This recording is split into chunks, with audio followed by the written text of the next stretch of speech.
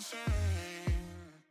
I'm feeling crazy, can't get it out of my head. Oh no, if the devil inside takes hold, then I just might wind up dead.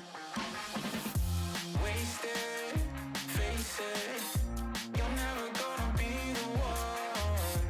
Rockstar, you won't get far, but at least you had fun. People tell you you can be anything you wanna be, a king or a queen, as long as you got a dream. Oh no, it's a lie, they just wanna take your life, try to tell you it's a battlefield. People tell you you can be anything you wanna be, wanna go to outer space, superhero in the streets. Oh man, what a lie, what a time to be alive. How have I survived? Life's a battlefield, 1974.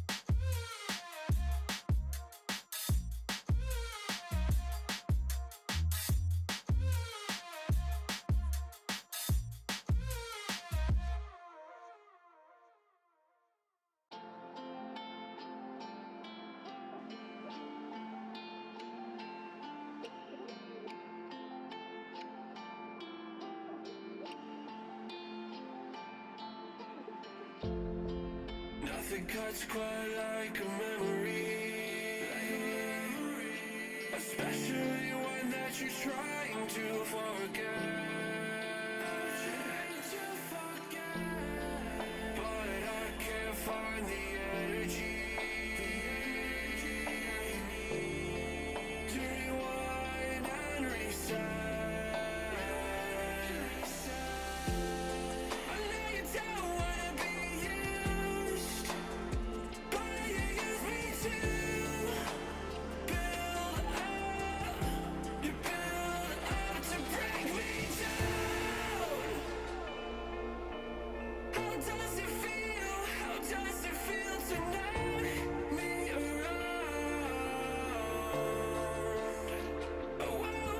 Cause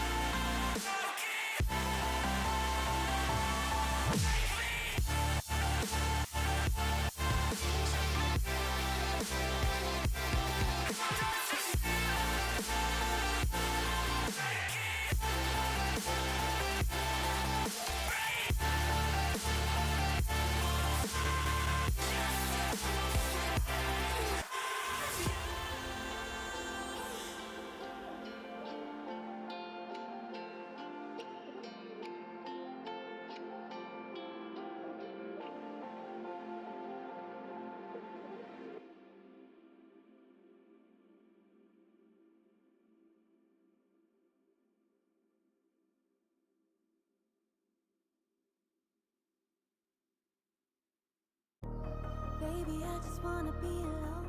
I don't need your company, stop blowing up my phone. You don't get the things that I've been through, and I don't have the time to lay it all in front of you.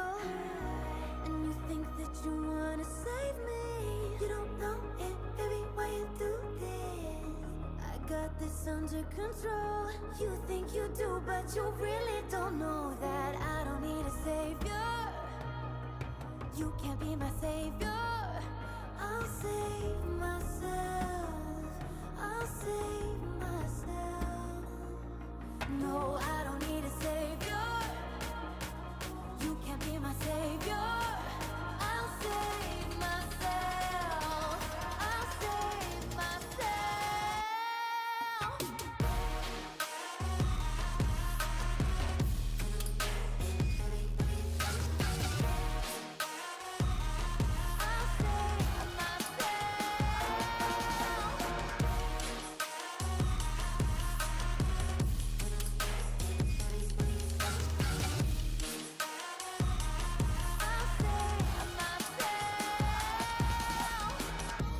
Baby, I just wanna be alone. I don't need your company, stop blowing up my phone. You don't get the things that I've been through, and I don't have the time to lay it all in front of you. And you think that you wanna save me. You don't know it, baby, why you do this? I got this under control. Hello and welcome, Rocket League fans. We are here and we are live. Little NECC action coming hot at ya. I'm FBI Tugboat. Here, joined with me with Captain Atsoka. Captain, how we feeling?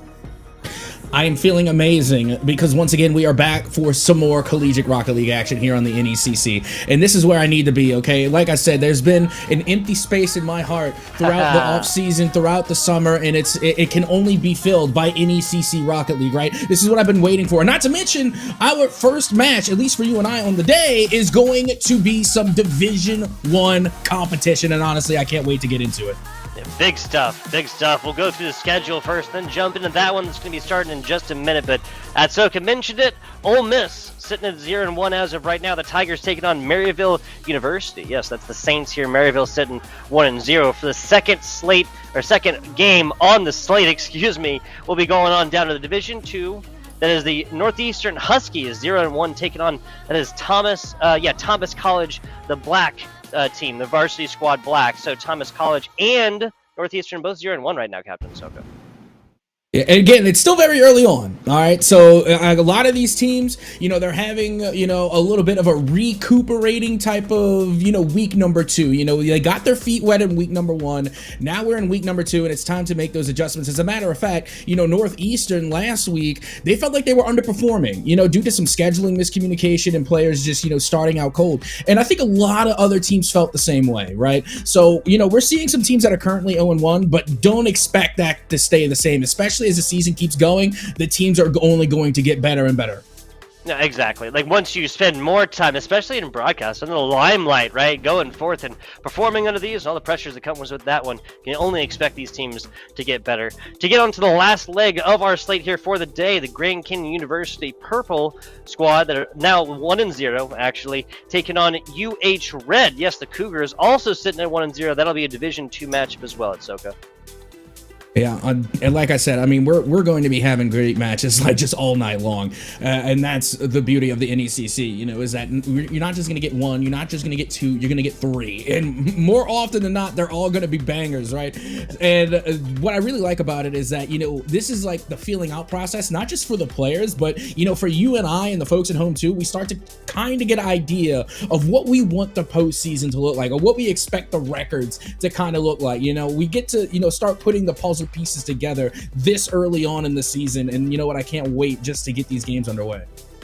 Yeah, and we kept saying it, right? 0-1 isn't that big an issue. Going 0-2 to start out a season, now you're talking about possible issues within squads. Let's go ahead and jump into our first game here. This is going to be Mizzou, the Tigers, taking on Maryville University. Jump a little bit more into this one. We're looking at the Ole Miss squad that took down the Tigers 0-4. Never a chance there at Soka. Never a chance in these best of sevens there, unfortunately, for the Tigers in week number 1. Take a look. Tell me about Maryville University, the Saints here, and how they fared in week number 1. Well, I mean, for Maryville, again, this is a team that I really like because again, they have such a well-founded esports program there at Maryville University, and we were actually talking, in the pre-show, kind of like in the green room, that Maryville, not only do they have a good Rocket League team, but they have a great Smash team as well. And I had already mentioned that the Smash Pro best Solid Snake player in the world, Apollo Kage, has been picked up by Maryville University. Yes, so this sir. is an esports program that really puts a lot of effort into their team. So again, really excited to see what they bring to Rocket League. And what they brought to Rocket League so far is amazing esports support. As Soka just said, they continue that theme across. It's simply University lives and breathes Rocket League. 4-2 against Akron Gold. It happened, but did not happen bloodlessly. Maryville dropping 2 games against Akron Gold, of course, scored being their primo squad, their top varsity squad, of course. So being tested, still coming out on top. 1-0 Maryville University. Again, this is a Division 1 matchup, so it'll be best of 7, so plenty of Rocket League, maybe even going the full 7 here at Soka. Love to see that. Yeah, honestly, I wouldn't be surprised. To be honest, that's my expectation for almost every Division 1 matchup. Like, of course, you're going to have some of those matchups where you're like, okay, this one might go a little bit one-sided, right? But for the most part, all of these D1 teams are here for a reason. Like, they have the skill, they have the talent. Otherwise, they wouldn't be here. So the majority of these games are going to be absolute bangers, especially since we're doing best of 7s instead of just like a best of 3 or a best of 5. Now you give these teams opportunities to strike back after having like a bad game or even 2.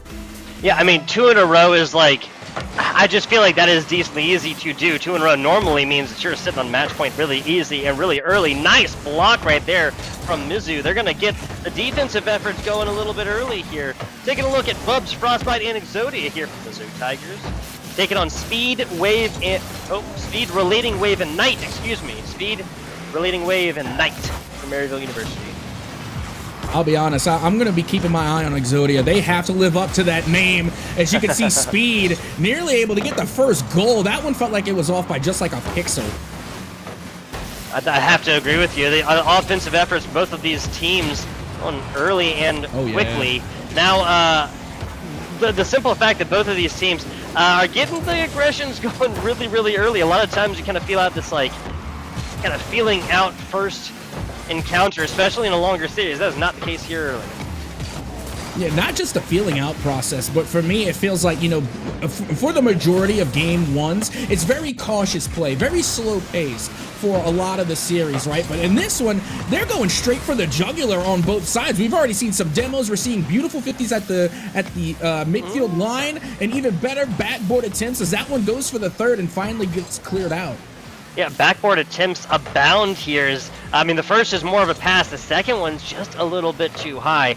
Now Maryville getting a lot of room to work with right now. There comes the demo as well. Now still maintain possession. A shot does get blocked. I believe that was Speed that was able to get up to this one and get a handle on it. Yeah, that they are. And you know what? I got to tell you, this is another thing that I just really love about watching these matches is just watching how much better these players are than I. Because it gives me like, when you watch people who are really good at a game that you really like, it gives you a higher appreciation for just the amount of mechanical skill they have. Like, if a normie was watching it, they're not going to understand how much skill these players have right now on the pitch, as now Bubs is able to show off their skills as they get the first goal in. Kind of a breakaway right here off of, to be honest, they kind of just put that right in the breadbasket of Bubs. A longer range shot right here. They had a player back, but nobody really anticipated that one. Even gets a little bit of assistance from that side post as well, but yes, it's like the Dunning-Kruger effect, right? When you learn enough about something that you realize, oh man, I know very little about this thing.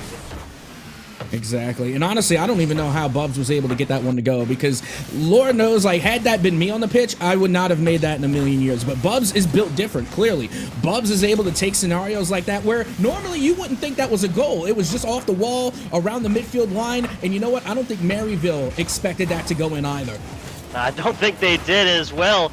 First blood goes the way of the Tigers. Just Speed kind of coming up for it. Hits the defender, and Bubs just parks the bus to still get a fantastic block, a brick wall impersonation there from Bubs. So showing up on the offensive and the defensive side of this ball at Soka. Yeah, and you know what? I don't want to oversell it, but I think that save was a little bit more impressive than some might think, because not only did they get the save, but notice that one thing that Bubs did on that last save. They backflipped it out. So they got the save, but they didn't clear the ball in front of the net. They threw it back in the corner. So not only did they get the deflection, but they directed it in the correct space as well. Yeah, it's about the that second issue. Oh my goodness, Knight coming in from on high here. Minute 44 left, and we got a tie game. I mean, there were plenty of offensive opportunities, certainly abound, but this is the first one, and now Knight from a pass from Relating Wave is going to get everything to go on this one. 1-1 tie game. Yeah, really not surprised. I mean, we've been watching Maryville just attack the backboard all game. I mean, their shot count has got to be decent at this point, I'd imagine, just because it has been literally just all offense coming from Maryville. And you keep letting them take shots, you keep letting them pepper the backboard, eventually they're going to find the back of the net. Yeah, they really, really are. It's all about opportunity here. Now we see gameplay slow down a whole lot. Maryville having a lot dedicated to the defense, and Mizzou doesn't even come past mid-pitch. Now that's dangerous. A wise decision to have played the double defense here. Kept 2 players back for the Tigers, as Maryville was looking to not just have evened this up, but to have taken the lead.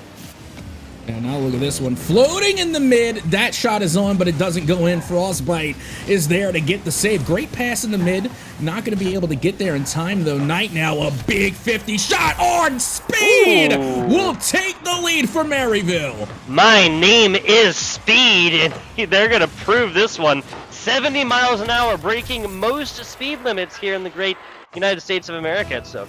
But nobody writing tickets, though. At least not yet, anyway. For the most part, I think we're getting away with it. Now, don't get me wrong. Some demolitions, I might like to throw a flag on the play, maybe write somebody a ticket. But other than that, I say go all gas, no brakes. 40 seconds left to go. 2-1 in the favor of Maryville. People have complained about college football becoming more like reminiscent of the NFL recently. That would be the day, dude. That would be the day. Rocket League becoming more like the NFL, and you see flags on demos. My goodness. I don't even want to say it out loud at SoCo. Yeah. I don't even want to say it out loud. Oh, maneuvering this one very well. Sorry. We're a little sidebar there, guys. Sorry. 15 seconds. We still got a game here.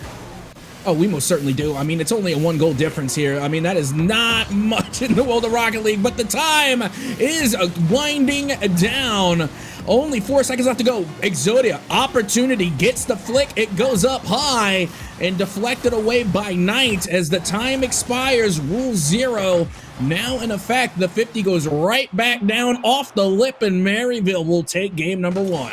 If there was writing on the wall, if there are predictions coming into this, Akron Gold's a fantastic squad. Maryville beat them 4-2.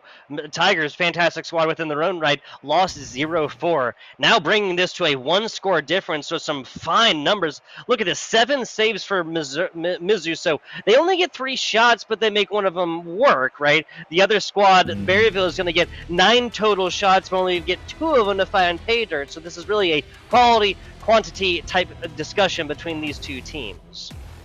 All right, now I'm coming with you with a spicy take here. And again, we mentioned this even during the game. We were saying Maryville, they got to have a pretty high shot count at this point because they're constantly peppering the back of the net. And I'm a very defensive player, okay? I love playing that transition play. That's how I play. However, I know how this play style pans out, especially when you're attempting this type of play style that we're currently seeing from Mizzou. They're chalking up 7 saves on the board. I'm sorry, that's too many. You're spending too much time in your own half because when you're trying to play that defensive ball, which you can, great, run that defense and then run that transition and turn into the offense. The only problem is for every save I think that you get, you should try and convert at least 1 shot off of it as well. The reason being is because when you rely on saves that much, you have to play perfect Rocket League. When you're playing offense and you're putting shots on target, it doesn't have to be perfect. Look at Bubs' shot, for example. That was not a perfect shot. 50 off the wall, hit the sidebar, goes in. Doesn't have to be perfect. But when you're constantly playing defense, you have no choice but to be perfect. Exactly. And I think the numbers really tell the tale of what you're saying here, because we're talking about 9 total shots, 7 saves, other 2 making it all the way in. I said quantity, quality. Really, Maryville had both. They had both the quantity and the quality because every single one required a save on the other side. And honestly, at SoCo, forcing the hand of a defense is never going to be a bad thing.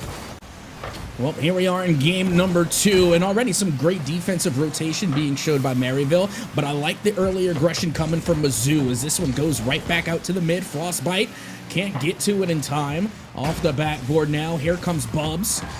Gets the 50 off of a relating wave, and now Mizzou is going to take a turn on offense. That's easier said than done. Maryville kind of gives up the ball right there after they seemingly have possession. This is going to be Cincha. This isn't a true shot by any means. This is just a transitionary thing and really just trying to make this thing move a little bit, honestly. Been in the mid-pitch for quite a while. Second game frequently boils down to a lot of stuff like this, like both teams being very, very defensively minded. That's not going to be on point. If it had been, we really would have to stretch Maryville would to have blocked this one away at Soka.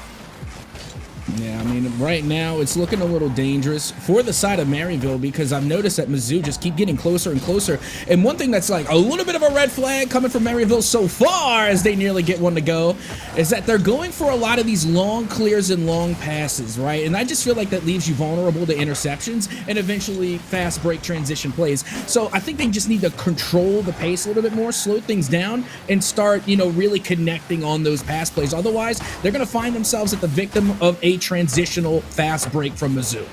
Yeah, I think the previous just transition of his ball movement is a perfect example of your point. Mizzou just is more so just putting it over there, and Maryville is consistently picking back up, and they're relying on the second man consistently in the rotation to come forth and make something happen, which is really at the end of the day just making things way harder for yourself. Yeah, meanwhile, Maryville continuing to pepper the backboard. I mean, that's what won them the first game. Keep going for it. Okay. Meanwhile, Mizzou, they go for it from the midfield line, nearly get it to goal, and they're just off the mark as they clip the sidebar now, going the other way. The redirect is there, and Speed again shows up to score for Maryville. Hey, Speed got the difference maker in game number 1 here, Captain. I'm not surprised that this is going to be the first one to come forth and take a lead here in game number 2. Almost halftime through when they see our first goal. Yeah, but what about relating wave though with the dish out, right? I mean, that was still like honestly, the relating wave just threaded that pass so perfectly, just lofted it to Speed, and that's what you love to see. You love to see intentional pass plays rather than just rebounds. It kind of goes back again to what we've been talking about. Missouri gets one for free. Okay, so that's going to be one of Frostbite's easiest ones of their career. This is going to be a tie game. I mean, we spend half the game no scores. I mean, some honestly good scoring attempts, but nothing really that finds all the way through. It was Speed that finds the first, and Frostbite with the tying factor. Yeah, I mean, we've been, well, at least I have been over here, you know, praising Maryville for their speed, for their aggression, but I think Mizzou just reminded us that that type of play style is a double-edged sword. See how if that one comes back and fights a little bit. Nicely done, Missouri. Keeping up the defensive play styles. This one's sent over to a corner where nobody really is. Frostbite, unfortunately, doesn't have enough boost to really make a play onto this ball. Bubs, tries to come in and get this one. There's the double tap to Tim. Tries to loft it to the corner. Can't quite get it slotted. Yeah, this is what you have to drop back in transition from Mizzou. Like, the attempts were good, the plays were good, but you have to kind of accept when you're out of gas. Now they're able to regroup again on their side and try and make another attempt, as they're going to have to defend hard here as Maryville comes with the counterattack. Transitioning defense into offense, that's really going to be the name of the game here for Mizzou Esports. Again, these Tigers have got to get aggressive afterwards, and well, that's a fantastic start. Demo attempt, a little bit of a bouncing ball, can't quite get a handle on the second. Ricochet right there is Exodia, just fighting and trying to do everything to keep this ball in Maryville's side of the pitch. I need Exodia to get a demolition if they haven't already, so that way I can say Exodia obliterate. Just once. Just once for me. Waiting for that I one? need that to happen. Yeah, I need it to happen. Well, a solid opportunity. Again, a bounds. Only one player really back, and a great... I mean, Maryville is just playing a great clear game, honestly. Yeah, they've spent a lot more time on defense. Yeah, they've looked a lot better doing it, Captain. They have. Now look at this. Big demo coming from Bubs. Speed, though, able to take possession away. Goes for the flick and can't connect. That was a mystery there as now Exodia tries to get past the defender. Can't get the job done. Bubs now taking control. Out of the corner. Big pinch. Off the waterfall. Gets cleared out. Now only 15 seconds remain. Perhaps we're just destined to go to practically overtime situations. 8 seconds away from it. Now the nice flick and Frostbite finds another one, their 8th shot, and the second one here, only scoring goals for Frostbite. The side of the Tigers so far, a trio of players get nothing more than a front row seat to them losing the lead here in game number 2 at Captain. My goodness, Frostbite with literal ice in the veins. Like 7 seconds on the clock, off the ceiling, 3 defenders in the net and not even shaken, not even phased. 3 defenders in the net, 7 seconds, say less, Mizzou. Thanks to Frostbite, able to come out on top in game 2. I love it. Frostbite saying, oh, y'all giving me 7 this time? All right, fair enough. You're going to need a 4th player then. Fantastic stuff. Fantastic stuff. Frostbite really stamping, solidifying their name on this game number 2, and bringing it back for the Missouri Tigers. Absolutely love it. The Division I matchup so far has not failed to impress thus far here. I mean, just look at that. 10 total shots for Missouri. We're talking about 9 on the other side. This is the kind of time and possession that I'm talking about if we're going to be expecting a more even-handed matchup between these two teams, Captain. Absolutely. And like you had mentioned, 10-9, not that big of a difference in shot count, right? It's pretty big when there's only a 1-goal difference between the two. That one shot means a whole lot. That means everything. That means the entire game, especially when you compare it to game number 1. In game number 1, we're looking at Mizzou and they only have 3 shots on the board. Now all of a sudden they're putting up 10. Granted that, 8 of those shots came from Frostbite. Okay, so, but regardless of who's taking the shots, at least they're pulling the possession back away from Maryville. At least that is done. Now, with that being said, I would still like to see, the rest of the squad get more incorporated into, building up that shot count. But you know what? If Frostbite is hitting, he's putting shots on target, then by all means, feed them the ball. Feed them the ball, let them cook, let them get goals on the board. Like, feed them the ball as long as they can eat. The only problem with this is it can be not sustainable in these longer series. Because if this is read out and it's like, oh, okay, so you're just kind of relying on this one player, relying on Frostbite to continuously go forth and be fed opportunities and go forth and score. Okay, well, just take Frostbite out of the equation. Melt this player down. Don't let them get offensive opportunities. And even if that just boils down to simple demos and bumps, right? Like getting physical with it, it doesn't necessarily have to, but even if it does, that can easily be read out. That's all I'm saying. Here comes a little bit of early demo action. That's Bubs once again. Got a couple in the second game, excuse me. Wow, sirs. Knight with a filthy redirect, and once again, speed getting involved. Again, we've seen a good amount of speed for Maryville, but look at that redirect. Look at the finesse. My goodness. I mean, they were able to drop that in off of at least 2 defenders that I saw. At least 2 is now Maryville. They take an early lead, and that's going to bring some momentum back to their side. About as good as it gets. About as good as it gets right there. Individual play reigning supreme across games 2 and now 3. Exodia down bottom. That's a double commit on the defense. And players for the Tigers not in position to really capitalize that and tie this game back on up. Bubs makes an honest attempt, just a little bit too high. A redirect attempt there from Bubs right in front of the net. Not going to happen. Little flick action. Frostbite burning everything to just try and get there. Exodia from the wall now. Got plenty of little opportunity here, but nobody from the Tigers gets for it. And there's the clear that we've been talking about. Maryville making their own so far. Huge clears. Huge clears. Another one. Yeah, but I think the huge clears might be the problem. They're constantly giving possession back to Mizzou. Finally, they're able to get a tip up and put this one down inside of Mizzou territory. But like you had said, these big, long, banging clears, they're giving opportunity to Mizzou as now Maryville go for an opportunity, and they're hitting literally every part of the goal besides the back of the net. And finally, Speed will find the back of the net for Maryville. There you go. That's going to be Speed's first. Also has an assist, Knight's first assist, because I believe it was Knight scoring. Yeah, it was Knight scoring earlier here, was it not? I believe so. It was Speed. No. Yeah, wait. It wasn't Speed with both of them, was it? I can't recall. No, I thought it was Speed. Yeah, because Knight here has 1 and Speed has 1. Yeah, because Relating Wave doesn't. Yeah, that's right. It's all good. So Speed had the assist, did they not? Yes, Speed had the assist.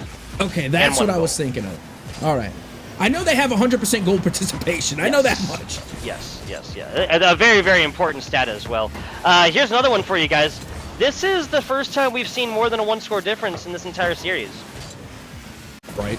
Yeah, I didn't even think about that, to be honest. Yeah, nobody has been really comfortable in this matchup, in this series. It's always been a difference about one. So, like, everybody has had their backs up against the wall for the most part. This is the first time where we've seen, you know, that 2-goal insurance, and it's going in the favor of Maryville. So now they have a huge advantage considering, you know, how close these games have been. I mean, I'm really excited to see that we have such a good series here just to start things off here tonight as a laser from Speed again will find the back of the net. Insane. Absolute laser. This is 73 miles an hour. I'm not even sure if you're able to see this thing as how fast it was going. My goodness, Missouri kind of taken off like flat-footed, off guard, whatever you want to call it here. 8 seconds past halftime, and given that this is the amount of goals we've seen in both, like total, both game 1 and 2, and the first time we've seen 2, now 3 score difference, this game 3 might be done early. It very well could be, and you know what, I Especially agree. if that's in. Yep, okay. Yeah, and you know what, at first you had my curiosity, now you have my attention. Yeah, this is starting to get out of hand. I was going to say, well, you know what, 2 minutes, just over 2 minutes, still plenty of time, which it is, still plenty of time, but with the way Maryville is playing, you know, that's going to be a dangerous 2 minutes for Mizzou. You're going to see likely we're going to see scoring one way or the other because this isn't quite early enough for Maryville to just put on, okay, there we go, that's exactly what I'm talking about. The Tigers off a kickoff right here. What exactly happens right here? Wow, just gets there first. Just simply gets there first and better. Wow, Speed kills. Okay. Again, that was just a beautiful kickoff and a beautiful cut. To be honest, I mean, they get the kickoff, it goes in their direction, and then they just immediately cut. Both go for the fake kickoff? What? I love it, dude. Mind games abounding here in Division 1. Frostbite, Dibbo as well. I mean, we were calling it like, you know, possible but very unlikely with 2 minutes and a 4-score difference. Now barely less than that and a 3-score difference. If it was a couple percentage points earlier, it just got at least a little bit better. I love that they both went for the fake kickoff. That is so funny. Yep. If anything, it tells me just how evenly matched these two teams are. As now you can see Mizzou, I don't know, they're starting to make it happen, Tugboat. Yeah. Bubs with 2 as well. This is off the back of aggressive demo play. I mean, they took a demo on the previous kind of like possession. They put a couple shots. It came close, didn't happen, and then just literally recreated. Just, you know, Control C, Control V, copy and paste that one on in, and it works the second time. Here we go again. You got Knight, a little bit of boost to work with. Able to get this one all the way back into Mizzou territory. Speed now up from the corner. As this one gets balanced towards the mid. Now here comes one of those long clears. Speed takes control, gets at least one beat on the ball, goes off the backboard, but it's no good.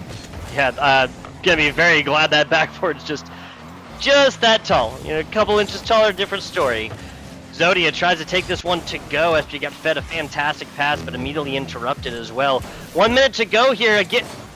No way! Okay! 3 scores in, what was that, like a minute 10, something like this?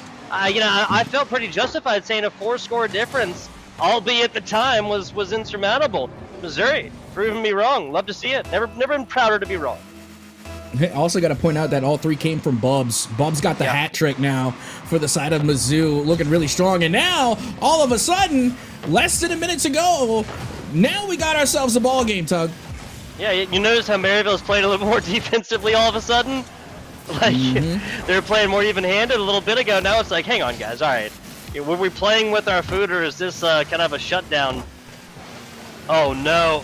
Okay, Speed barely gets there. Speed didn't have boost. It would have been a different story. Yeah, this is starting to get a little nerve-wracking. I can for both teams at this point, because I mean, Mizzou, you're within one of equalizing, you know, staying alive here in game number 3. However, if you're Maryville, you're 1 goal away from throwing a 4-goal lead. Yeah, I mean, both sides I can imagine are shaking right now. Only 10 seconds left. And this is for another difference maker as well. If Maryville kind of burns the lead they took in game number 1 here after a 4-score comeback, that's fed pretty well. Okay, that may not be able and doesn't. Okay, a great job from both teams keeping this one up. At Soka, if I had a rewound time about 3 minutes and I asked you to 204 the 4-score difference, then we'd be looking at a 1-score difference at the end of this game. I think we both would have been confused looking at each other. Oh, absolutely. 100% agree. And you know what? I would hate to be the coach for Maryville right now, just because like I would be shooting daggers at my athletes right now. I would just be like, you don't do that. You had 4-0. Like you had mentioned, it seemed like they were playing with their food a little bit, which is dangerous because we all know, if you play with your food, you might choke. Yes, and that is closest to what happened. This has to be two things. One thing that you keep in mind if you're the Tigers and realize, like, hey, we've already beaten them once, right? We came this close to getting all of that back. If we had done similar kind of scoring issues in the first game here, we'd be looking at a 2-0 lead coming into that game 3, and now we'd only be ahead by 1. Obviously, a different story. We're looking at 2-1 lead here for the side of the Maryville University. That's the Saints. Now, game 4 is where it's made or broken, right? Obviously, in a clean sweep, this is the last opportunity for a team. That's not where we're at right now. This is our last real chance, burnable chance here until the Missouri Tigers will be put into a situation where they have to come back 3 games if they drop this upcoming game 4. Yeah, and you know what? Honestly, it's looking good for Mizzou because, going into this next game, they're on, let's be realistic here. Right now, Mizzou has 3 unanswered goals to their benefit. So it's even though Maryville won, I feel like the sway of the momentum is kind of in Mizzou's favor. Again, they're coming into this game with 3 unanswered goals in their favor. This is something you really, really have to pay attention to as well, right? I was going to finish like Maryville, right? The idea is memory of a goldfish. All right, just go forth and play the Rocket League ahead of you. That's a lot easier said than done if you've ever competed at any real level, right? It absolutely is, and there was actually a point in time where I have competed on that real level. Way back when, a long time ago. But still, I was there. I was there 3,000 years ago, right? But yeah, when you're competing in this type of scene, in this type of competition, the stakes are a lot higher, and especially when you're talking about these best of 7s, because again, there really is an endurance test that goes along with it. Like, sure, you can have yourself a pop-off game. Now you got to do it like 3-4 more times. Oh, a bouncing ball almost makes it in there, but 100% agreed right there. That's so good. Another one right here. Okay, this kind of looked dangerous, so I wasn't sure to get back to the action or not. But Maryville striking first blood right here. I think Missouri was, they were kind of caused. So what exactly happened there is they were kind of assuming that they were going to be having possession and getting into the offensive stance. Kind of cheat up a little bit, maybe and pick up a corner boost or something like that when they're not fully out of the woods quite yet, right? Yeah, and one thing that I really like about those kind of goals is that, at the end of the day, any aspiring Rocket League player, whether you're trying to grind range, whether you're trying to make it to the collegiate scene or even the pro scene, you just got to remember the fundamentals sometimes, because again, that wasn't, a big musty flippery doodah flippery flip reset off the backboard double tap, right? Exactly. No, he just put the tail end of the car on it and put it in the back of the net. And honestly, when I was grinding ranked, I can't tell you how many times I've seen, random players just miss open nets like that. Ooh, and once again, didn't take a whole lot here from Bubs, but Maryville just gets caught again, kind of flat-footed. If they talk about high-level competition coming down to which team makes the most mistakes, I think you could pretty much mirror the mistake that Missouri made a little while ago to scored on with the one that Maryville just made to then get scored on and tie this one back up.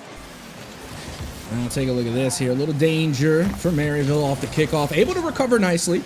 Knight has a teammate in the mid, goes for the mind games and gets bumped for their efforts. As now Speed puts the shot on, but that is not going in. No, it's not. Potential transition until a huge 50 win here from Maryville University. Only one player up right there. Nice little aggressive physical movement here from Knight, right? Looking really good right now for Maryville. I like that they have changed their pace from the first 3 games where it was a lot of aggression, which they still are bringing that aggression, but they're putting a little bit more respect on Mizzou. You had mentioned it in the previous game as well. Notice that Maryville is starting to play a lot more defense now, right? They're starting to transition more. They're not going for so many crazy plays and over-aggressing. They are starting to play a little bit more cautiously.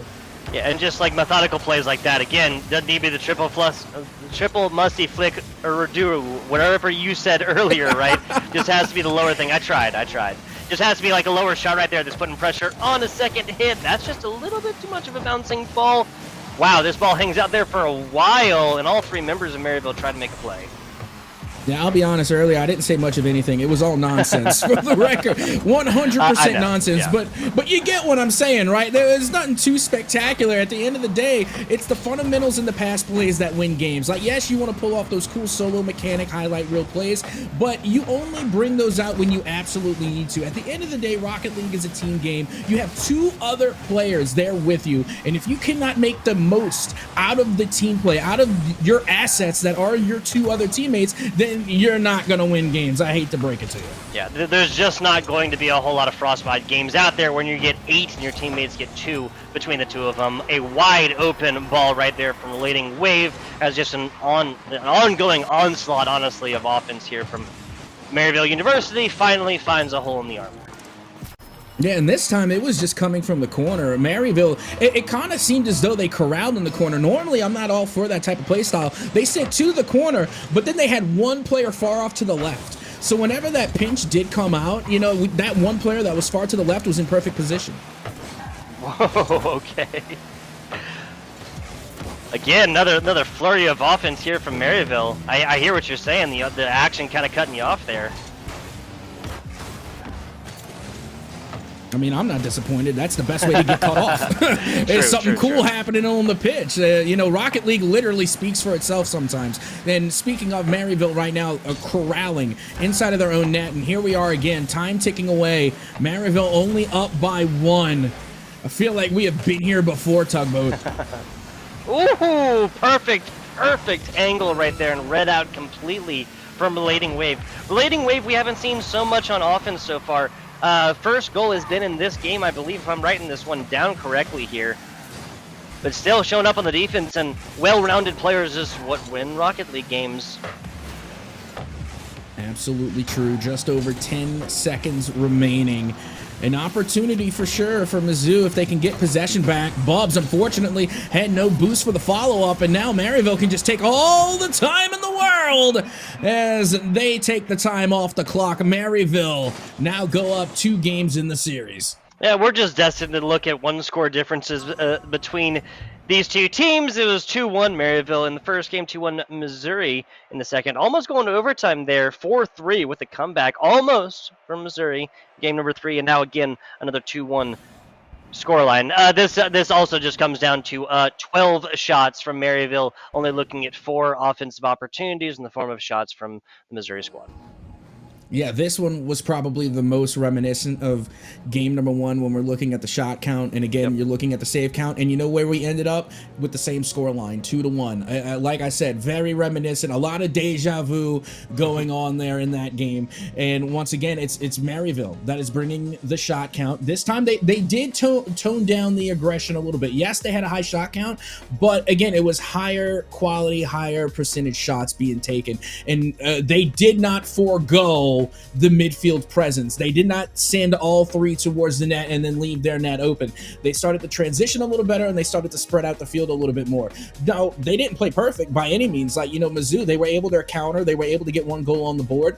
But my point being is that Maryville, they are really starting to take this team a little bit more seriously, and you can see that they are not here to give away any free wins.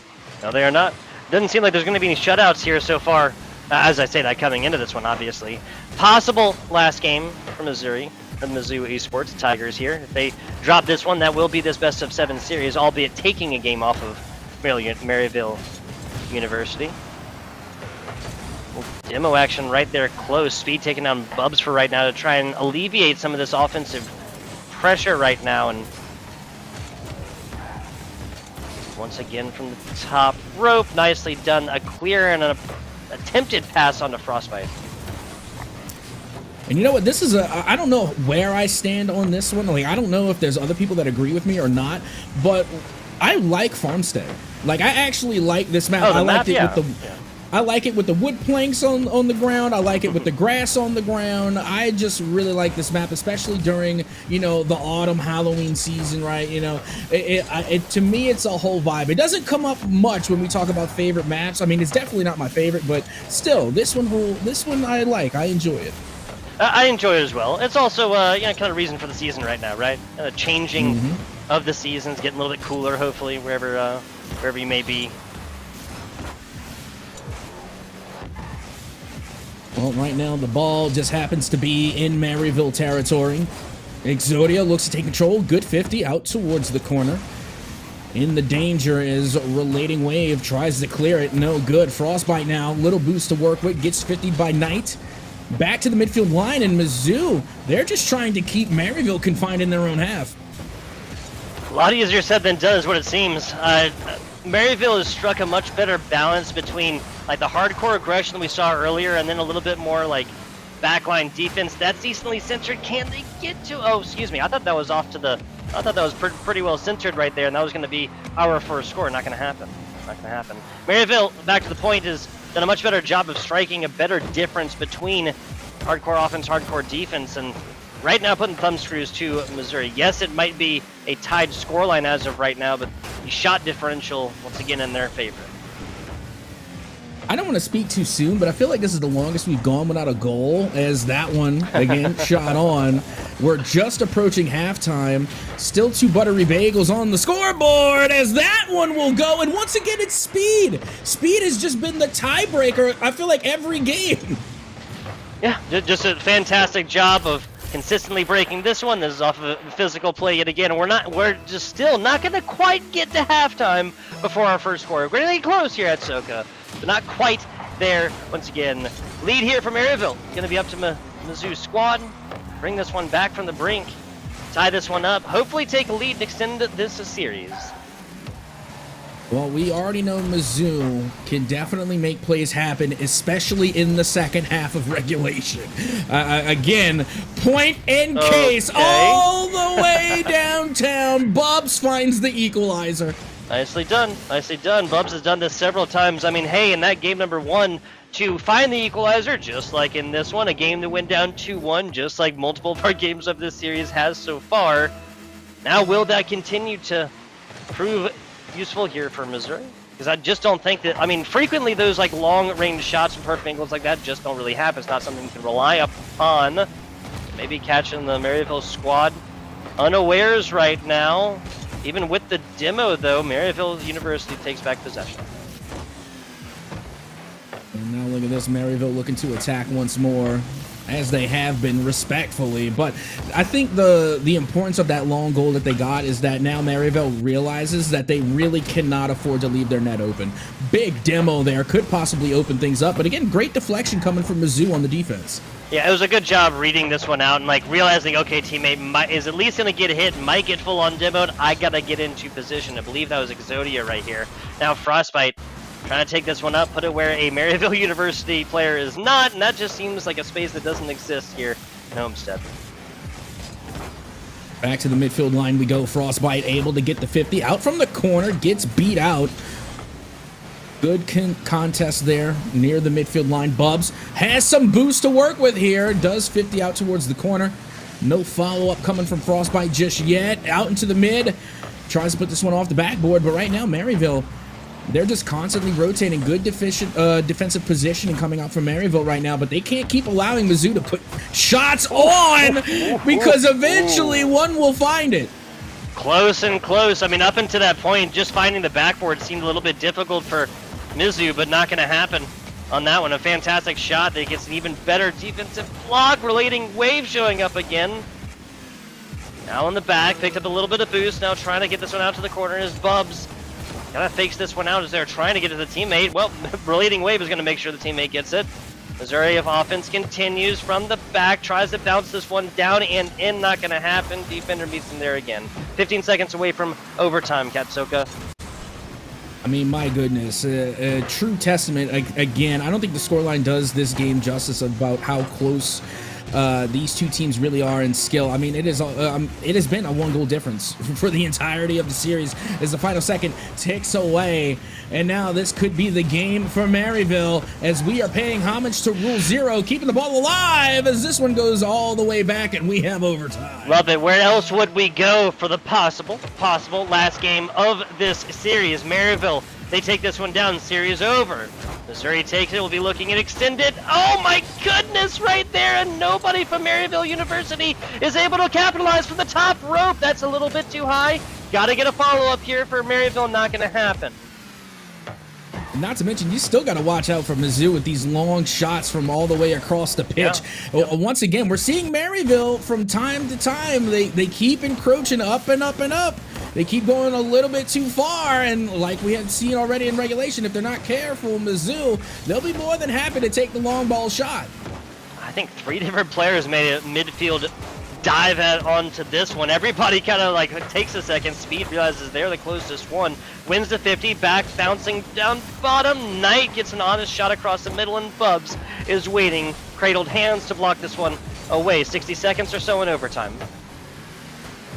Oh, this is starting to get a little intense. You know, again, Mizzou fighting for their lives, Maryville playing for the win, and a demo there. And I do believe that was Exodia. Obliterates. Finally was able to catch it that time as Exodia gets a big demo. You'll love to see it. There you go. We've been waiting for it in overtime. Finally find it here in game number 5. Speed gets this one out. Can he turn on it? Knight tries to get it to a teammate, but it's just bouncing a little bit too high and fast. Centered up. Knight, hand is forced. Got to play onto it. Takes possession. Tries to get around the right corner. Not going to happen. Relating wave. Waiting for it. Picks it up. Gets a pass one into a teammate in the backside. This is decently centered. Tries for the backboard. Doesn't quite get there. Oh my. Knight now tries to defend the corner. Gets a bump off the backboard. That was actually huge. And now Bubs, being that third player back, able to get the clear out. Good pass into the mid.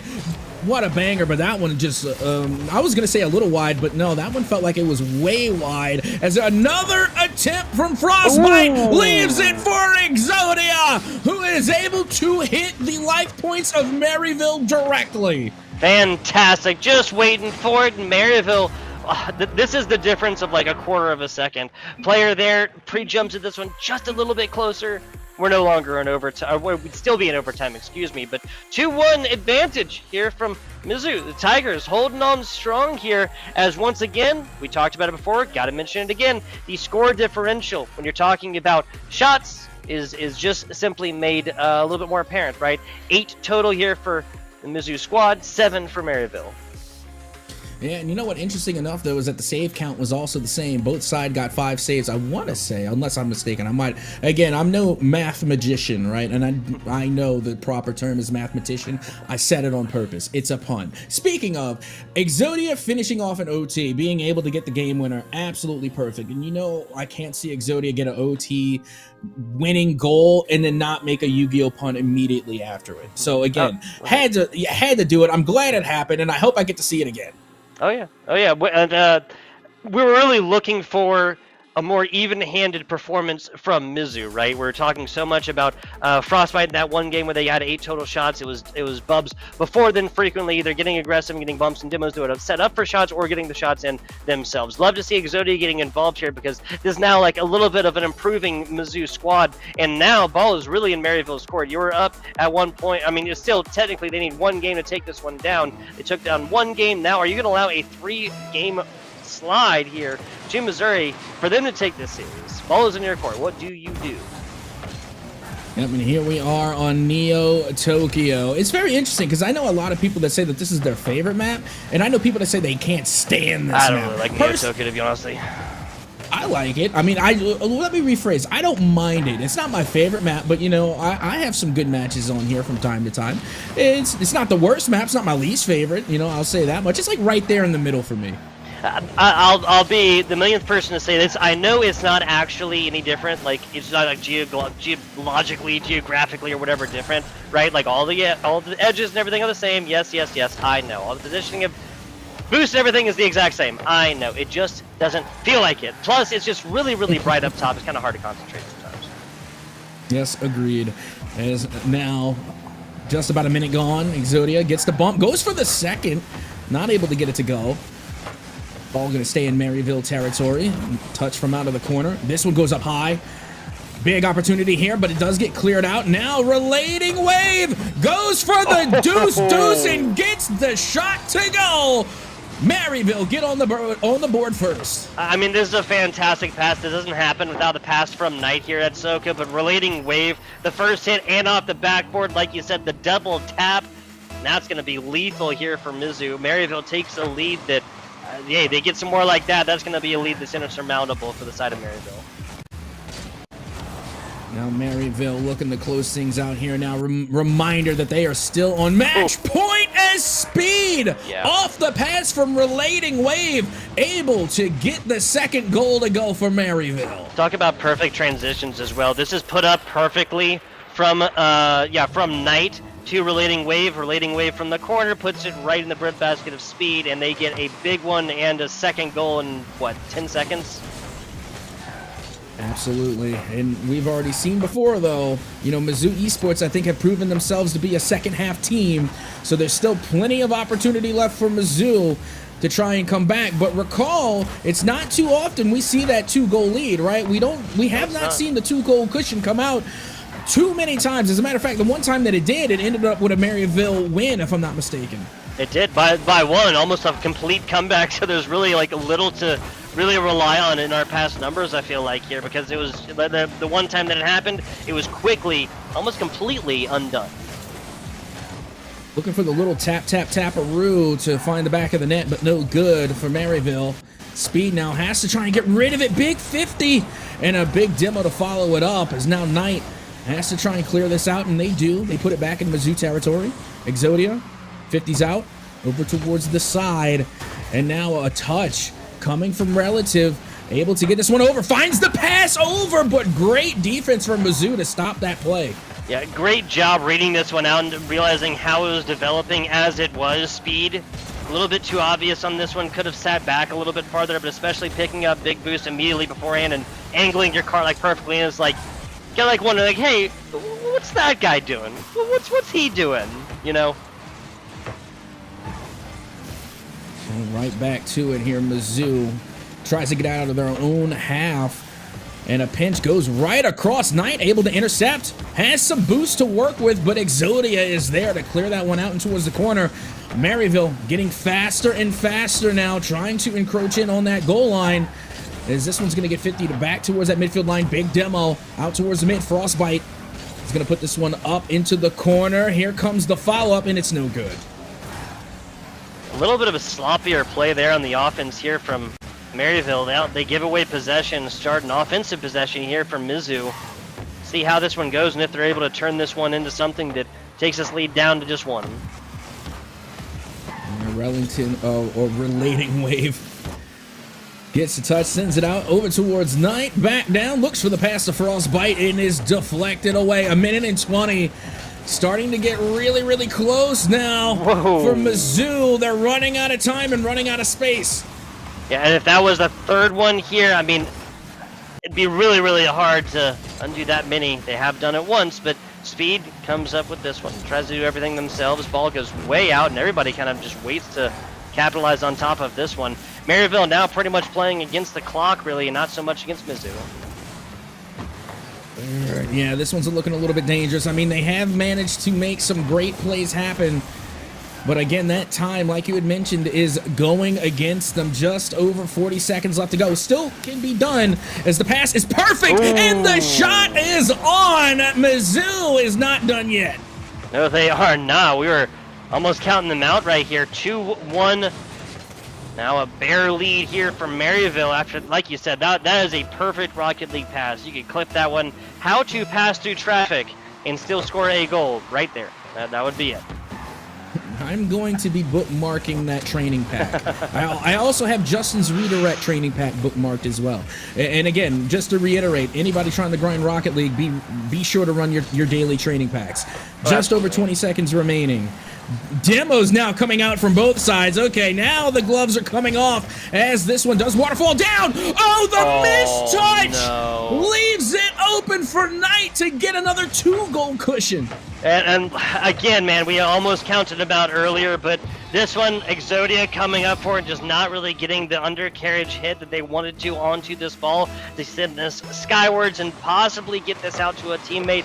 This just got so much harder and nigh unto impossible. I'm going to call it impossible at this point. 10 seconds to go here. Maryville knows they just need to play a little bit of keep away, and this series is over. Fight as they might have.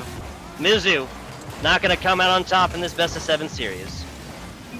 I mean, my goodness, though, what a game. And you know what? I said it before and I'll say it again. The scoreline does not do it justice. I mean, you're looking at the 4-2 end-all, be-all scoreline, but again, these games have been so close. And if I'm not mistaken, I feel this probably, I think, again, if memory serves me correctly, was the only game that had a difference of 2 goals.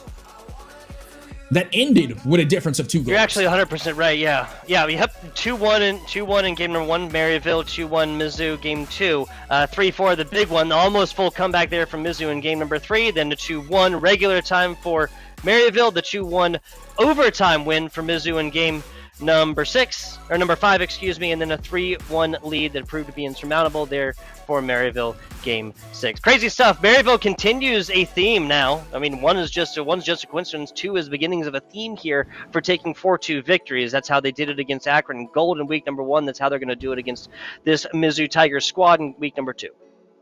Yeah, and you know what? I really got to give it up to both teams here. They did not disappoint. Again, Division 1 NECC Rocket League truly delivered. And we've already mentioned, you know, both of these teams, again, for their week 1, looking a little shaky, more or less. However, you know, Maryville, they're coming off the win. They're coming off of a big win against Akron. So I think they had a really good boost of momentum and morale coming into this. They definitely showed it. And for the most part, they stuck to their guns. They were going all out aggression. They were bringing the shot count nearly every single game. I think maybe one game where they didn't really win the shot count. But other than that, you know, they were really just going all out on the offensive side of the ball. And at the end of the day, that play style worked for them.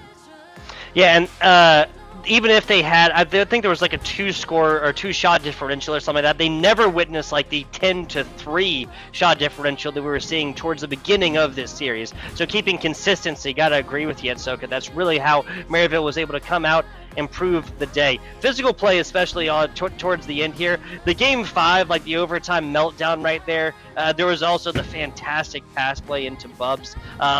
Towards one of these later games, again, we were talking about how it's just literally picture perfect. Recreate that one, and it all proved to be just a little bit too late. Moving on here into Division 2, the Northeastern University. That's the Huskies, 0-1, taking on Thomas College, I believe it is. That's the black team, 0-1. We're going to be looking at that one. There's different colors that are associated with squads. I always feel weird saying that. I'm sorry, Soka. So Thomas College, they have different teams as the black squad. Okay, 0-1. Going to be doing the Division 2 matchup coming here in just a little bit. Short break. We'll be back with it in just a second.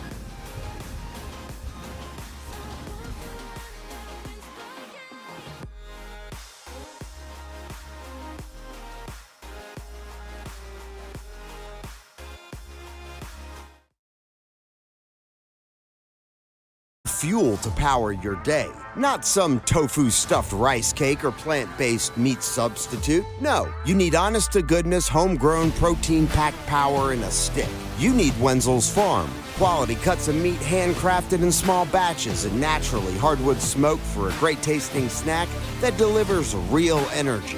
Power up and put the smack down on whatever your day brings with Wenzel's Farm. Real meat for real life. What do you make of this up here? Just showed up in the yard a couple days ago. Dog been digging in there? I don't think so, dude. That goes way down in there. Seriously, did you just lose your meat stick? Yeah.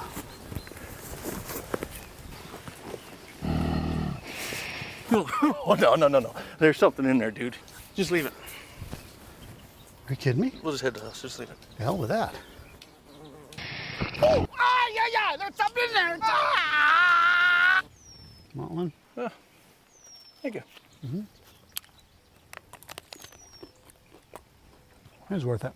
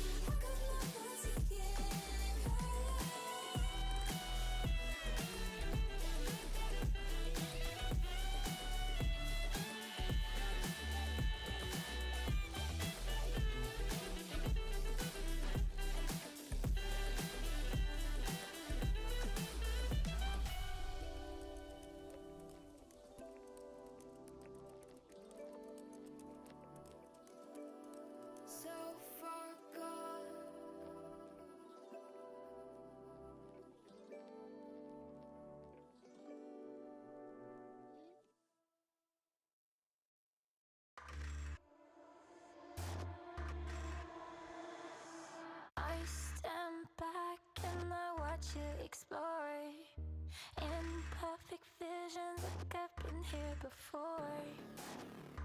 Falling faster, I try to ignore. I see you, I see you.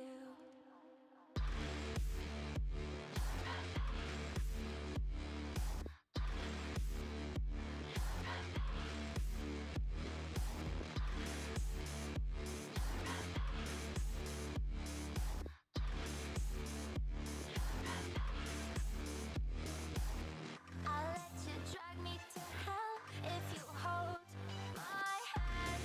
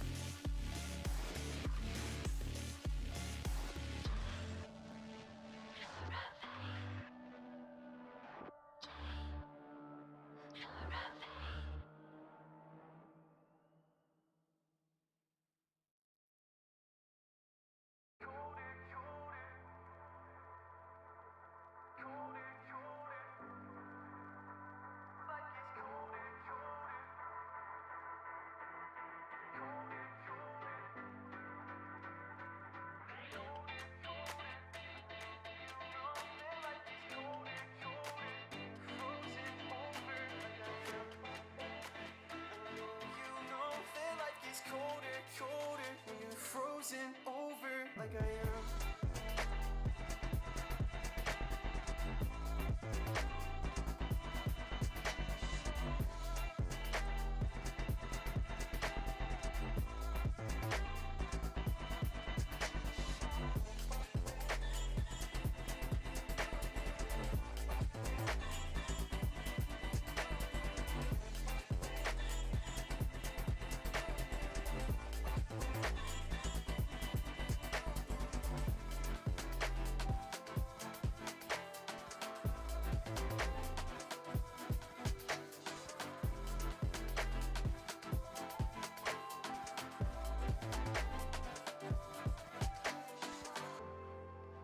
Well, I know you know that life gets colder, colder when I'm older, older than I am.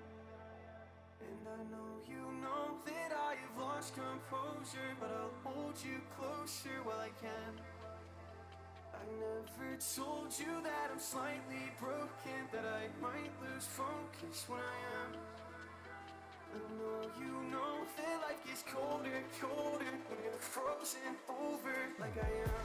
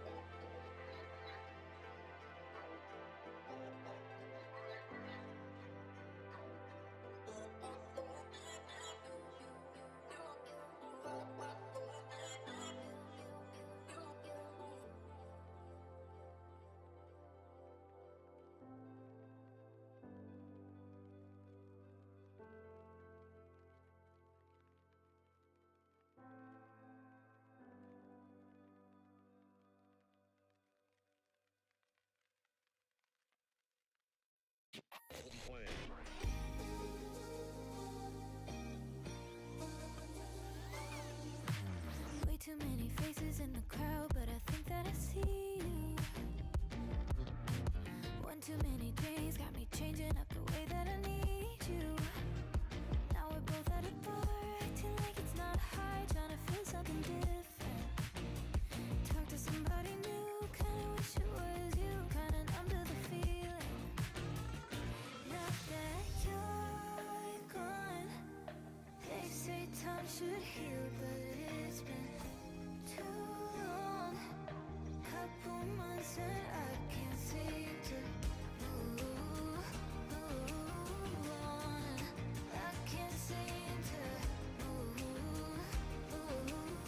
on. I can't seem to. I can't seem to.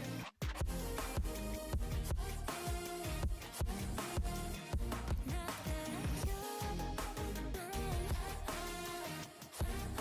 I can't seem to. I can't seem to. Laying on my floor, thinking about all the things that we've been through. From 24/7 to pretending like I never met you. No, it's all for the best, 'cause I know we're a mess every time we're together. Going out of my mind, and I wish I could lie, tell you that it gets better. Now that you're gone, they say time should heal, but it's been too long. Couple months where I can't seem to move on. I can't seem to move on. I can't seem to.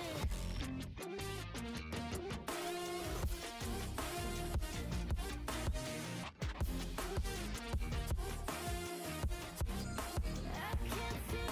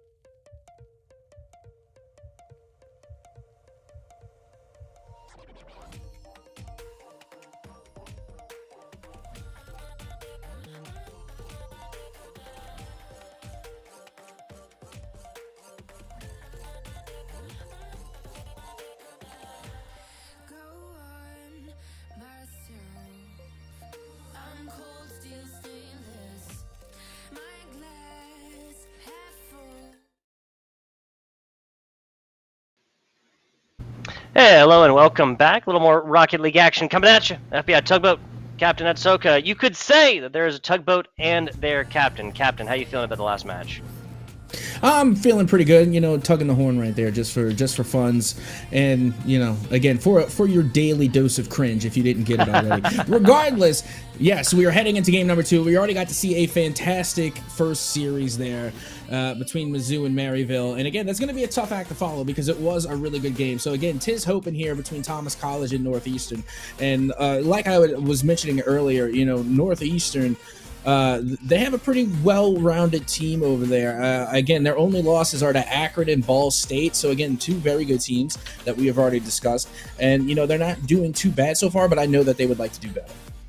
Oh, absolutely. Absolutely. Taking on Thomas College Black, that'll be Mavi Lol, probably just henceforth referred to as Mavi Strudel. Strudel with a couple of U's in there, and Martzi. This is Angebro, Prost, and Harlequin. Harlequin, the walk-on freshman.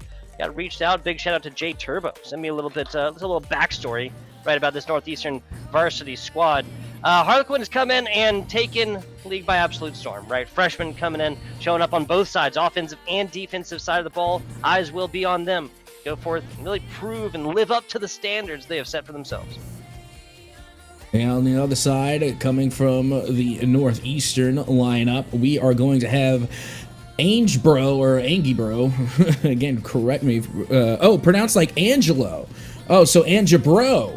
Okay, there we go.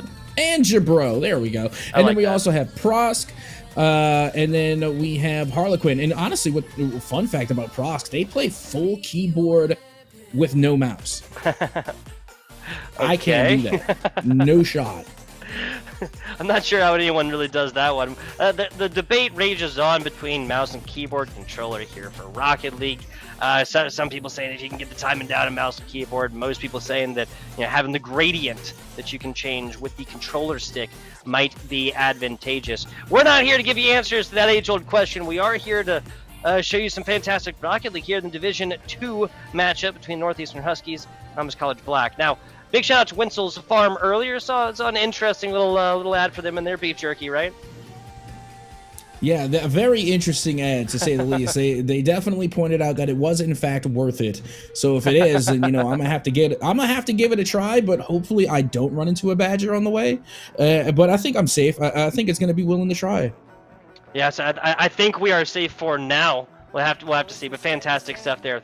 Winsel's Farms. 2-0-1 squads in the Huskies and Thomas College. That's Northeastern here for the Huskies. Both looking for their first W. Captain Atsoka, we were talking a little bit earlier about in the previous matchup in Mizzou and what they needed to go forth and not be down 0-2. Given this is a longer series, down 0-2 earlier on isn't going to be nixing you from the playoffs by any means. It's also not going to really be setting the stage to dance, though, is it?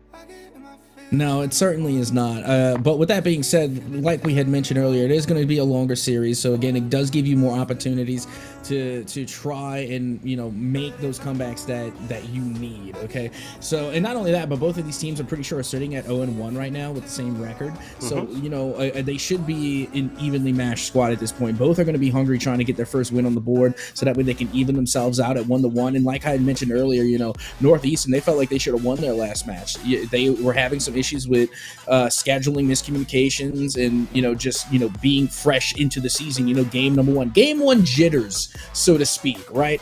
Happens. So, you know, they definitely feel as though they can do better, and I think they're going to try and prove themselves here tonight.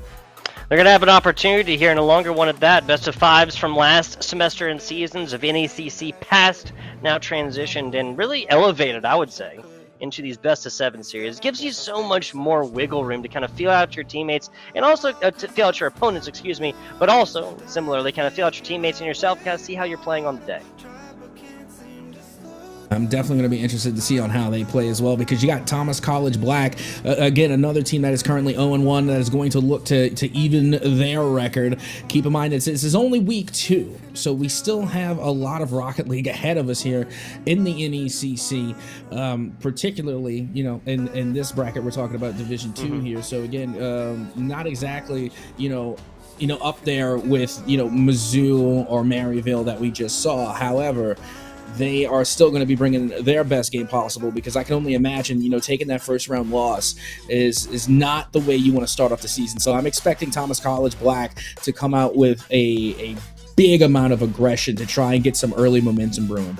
You really got to. We're looking at 2-0-1 teams in Division 2 right now. After this one does start, and we'll be starting in just a minute, folks, we'll be looking at GCU, that is Grand Canyon University, GCU Purple taking on UH Red, that's the Cougars over there. Now, both of those also Division 2, but both of those 1-0 as well, so we're kind of seeing two different mirror matches, right? 2-0-1 teams, both just looking to go to an even 500. One will be dropping down that dreaded 0-2, whereas GCU Purple and UH Red are both going to be looking at situations where they're trying to look at, perfect 2-0 and not go down to an even 500.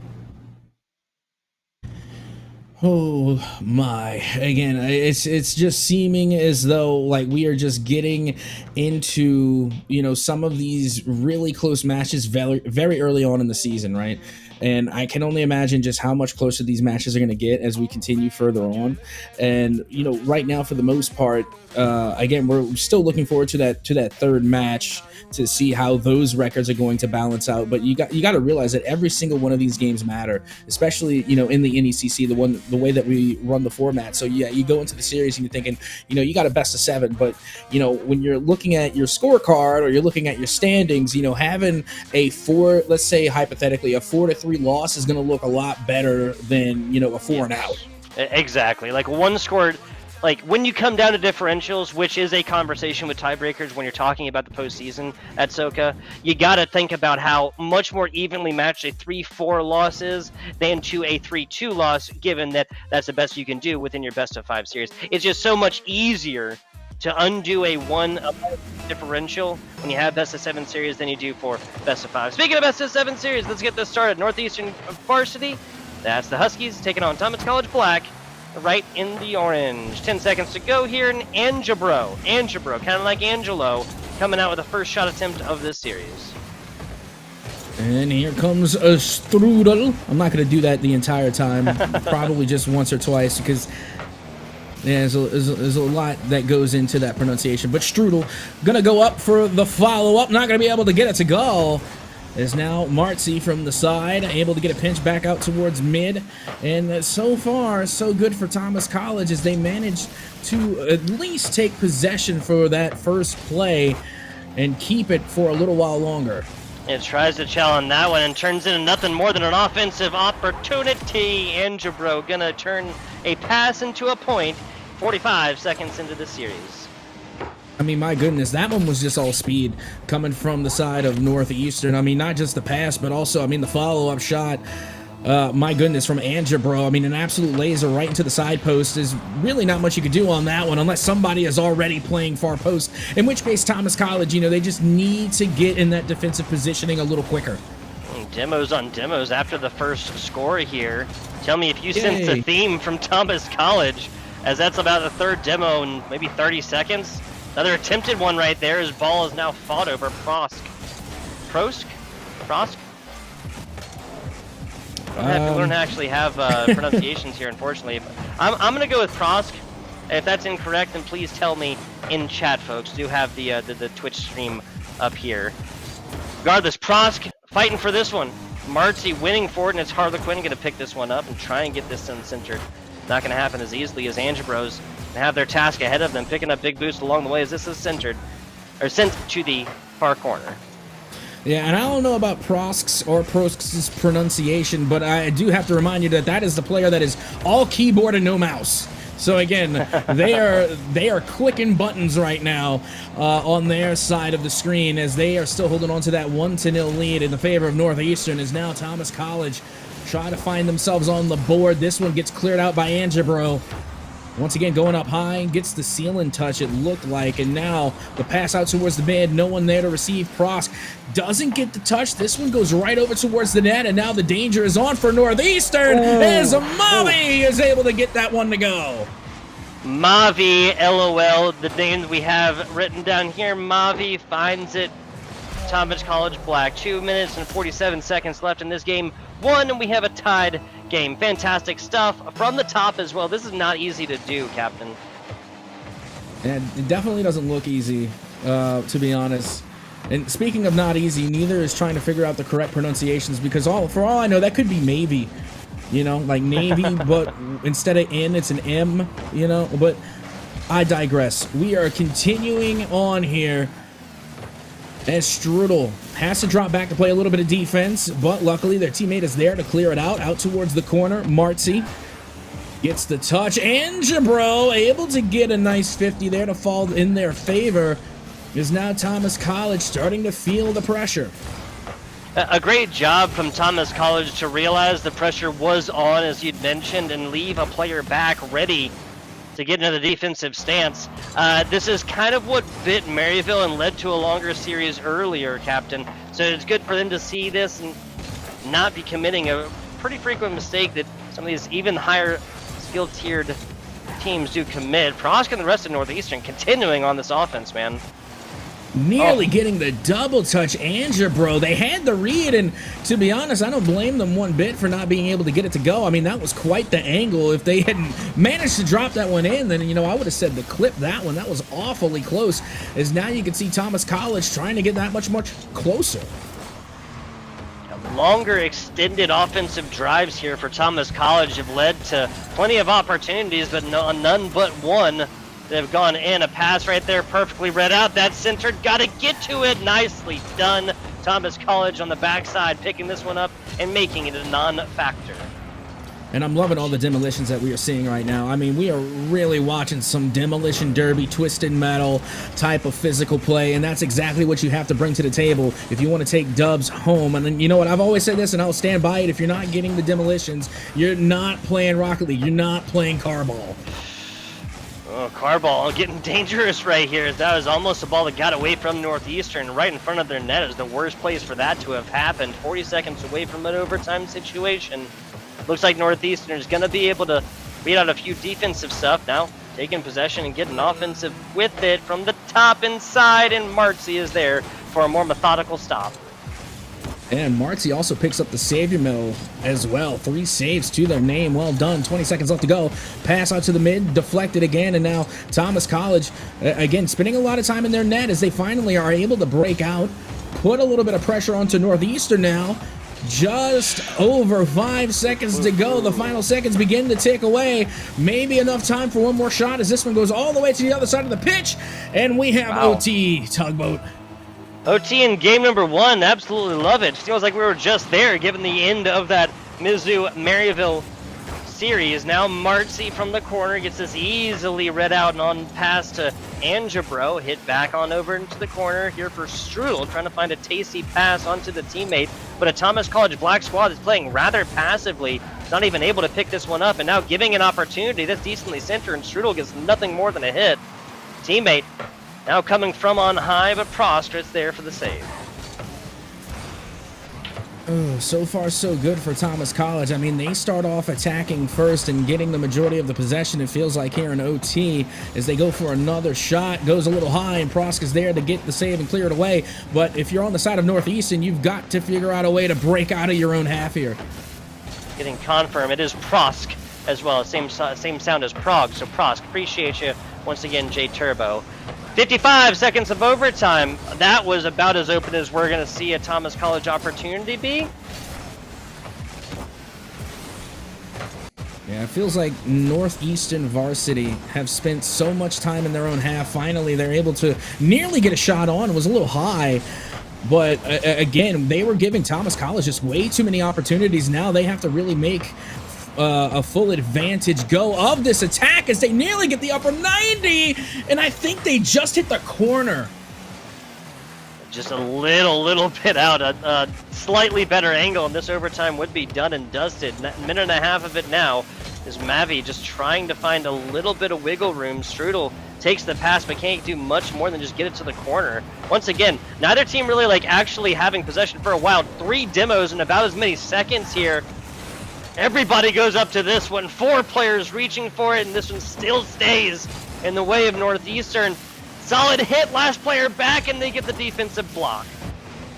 Well, here we are, 2 minutes into OT, and my goodness, that was a beautiful pass, but it looked like maybe I saw 2 demos show up in the feed. Not sure what happened. The pass was there, the play was there, and then the shot, there was just no one there to take the shot. Honestly, it kind of looked like a offensive player who realized defense was coming in to demo them and then realized, hey, I can get the mutual demo instead of going for ball. Even if they just tapped ball in, that'd have been in the end of overtime. You can take a demo after that. It actually doesn't matter, people. There's not a stat in the game that's demos, right? Like, there needs to be, in my opinion. There needs to be. We need to have the demo stat line. As a matter of fact, I've seen in several, Rocket League leagues out there that they do have that demo stat count. And for sure, it's definitely a difference maker in my opinion. I do think that it needs to be out there because, to be honest, we have seen so many plays that have been assisted by demolitions. As no demos here in the back of the net, as you can see, Thomas College are able to clear that one out completely demo-free. I mean, they have to be quality demos as well, because I'll tell you this much, Captain. There's never been a time where a number of demos has trumped a number of goals scored in a game and gone forth and given a Rocket League team a W. Gotta make these into something that counts here instead of just burning boost, taking it down and sending your opponents to respawn for 3 seconds. Absolutely. Now you can see big clear, big opportunity. Oh, Angebro. They just didn't have the boost. They didn't have the juice. That was a great play, though. Great ideas being made. Again, they have the right idea. Now they just have to execute on the pitch. Harlequin with a shot right there. There was no laughing matter. Prosk trying to get this out. 1 player back. Thomas College is there every single time to shut the door on the offensive space. That's a feels bad. I mean, my goodness, as soon as you think that you have the play, you have the read, it just goes down and by the wayside. Again, the transitional speed from both teams to go from defense to offense to get these clutch saves. This is honestly just feeling like an all-out defensive game. I have to agree with you. I mean, the defenses have been holding strong here. I mean, I've been ranting's bad. I've been raving's good, about the Thomas College Black defense and how their transition is always there to come back and be exactly where they need to be. Well, this is 5 minutes of overtime now because Northeastern's been doing the same exact thing. We're nearly at a full length of regulation here in OT. Like, we're literally like 20 seconds away from having a full second game here in overtime. My goodness, if there was any question that these 2 teams are evenly matched, I think we could just put those arguments to bed.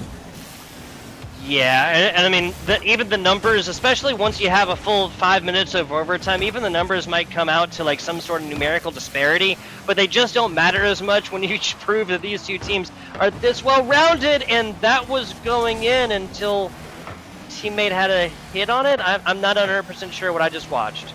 Well, I'm gonna tell you what happened. They did have a defender that was going up, and they were going to get the save. So I feel like the player made a choice that, they're gonna try and, put this one on target and try and get there before the defender does. However, in that particular instance, it would have been better to go for the bump. To bump the defender out of the way and then let the ball fall as it should. But again, when you're playing in those last second moments, it's really hard to compute in your head what would the better course of action be. Yeah, hindsight's always 20/20, right? In those sorts of situations. Easy to say from the desk side as well. Again, against players who would all dust me completely. If there's 3 of me, probably still take me on in a 3v1. Yeah, honestly, I don't even want to think what it would be like to have 3 of me. That would be just triple the trouble for me. That would be even worse. Like, I hope to get 3 of someone else, if possible, as we continue on. Now 6 minutes. 6 minutes in the OT. My goodness, neither team is budging here. And now it's going to come down to an endurance test. And I honestly don't feel bad about either. I mean, I feel bad for both teams, to be completely honest, because, this is still only game 1. So they're going to be just absolutely shot going for the rest of this series. They literally put all their gas into game 1. Yeah, seriously, and a requested break, which is within the NECC rules, would pretty be. I mean, it's 5:30 already. There finally a shot, but is not going to go in for Northeastern. That was their first offensive opportunity in quite a while here, Captain Atsoka. Oh my, here we are again at the midfield line. Prosk able to get the touch out towards the side. Going up high. Angebro with an opportunity, but they get bumped off the ball. Have to give up possession. Going off the backboard now. Harlequin not able to make much of it. Follow-up touch out of the corner. Does get the cross, and there goes Mavy. Able to keep it out and keep it away. And once again, we are at a stalemate. Complete stalemate. Got another game and a half for Rocket League so far. That one's bounced way too hard for a player to really have made an offensive shot on two. Possession given over. Northeastern gets it past one. Last player back. Defense holds strong. Back to the corner we go. So maybe tries to get this out. Does nothing more than centers it up. That's going to be great for the teammate. Gets this one bounced against backboard. Angebro to Harlequin. Harlequin, a run of their own, and the block is there. Overtime continues, Captain. Oh, no, it doesn't. Wow. Or does it? I mean, it does say in Rocket League Proverbs that we, in fact, take those. We will take that all day, any day. Say what you will. I call it calculated. It's got to have happened eventually, right? Almost 8 minutes right here of overtime, and a wayward ball influenced technically by the own, but I mean, not an own goal by any means. This is an offensive-defensive attempt, but what's that? 17 attempted shots for us. Take these numbers and throw them out. We had an extra 8 minutes of Rocket League, guys. Yeah, I was about to say the same thing. Like the stats right now, I don't want to say they mean nothing, but once we entered in the OT, that was where we just swipe the slate clean, right, and then we start out with completely new stats. And again, the only shot that mattered in that match was the last one, right? So regardless, it ended up being again a 50-50 goal that I am going to call calculated. And I got to tell you, you know, these teams, they are just proven that they are in fact evenly matched. I mean, I'm wondering if every single match is going to be like this one. Like a little bit of back and forth action. I gotta agree with you, Captain Atsoka. It's really like, again, I mean, we're kind of joking about throwing out the numbers, but we're saying that because it's hard to really draw a difference between these two teams. They've been playing each other so evenly matched. I'm very, very excited to get into a game number two. Any real standout performances? I feel like you have to talk about Marcy over here on Thomas College Black. And I'm not just talking about it either offense or defense as well. They've been showing up both sides and got passes in as well. You know, ultimately it just came out to, you know, so again, like a wayward ball and whatnot, but hey, here's Marcy getting this one going.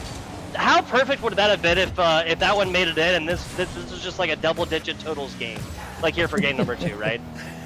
Yeah, honestly, I mean, it was close enough, to be completely fair. I mean, it was on target. It was a great read, a great shot, but, you know, the defense, again, like we have said time and time again from both of these teams, they managed to pass every single test.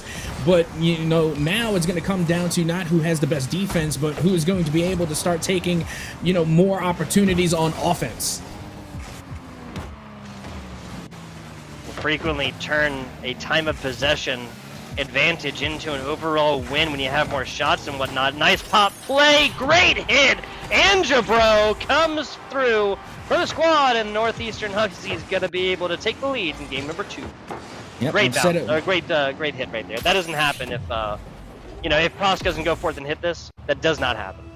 Right, and you know, I've said it once and I'll say it a million times more. It's the pass plays that win the games, and on that play, every single player was involved. Every single player got a touch on the ball to center that one, to get the pass off to Angebro, and it led to their first goal of game number two. Well done. And now they just got to do it a couple more times, and they will seal their win in it here in game two. But if we've seen anything from game one, it's that Thomas College Black, they're going to have something to say about it.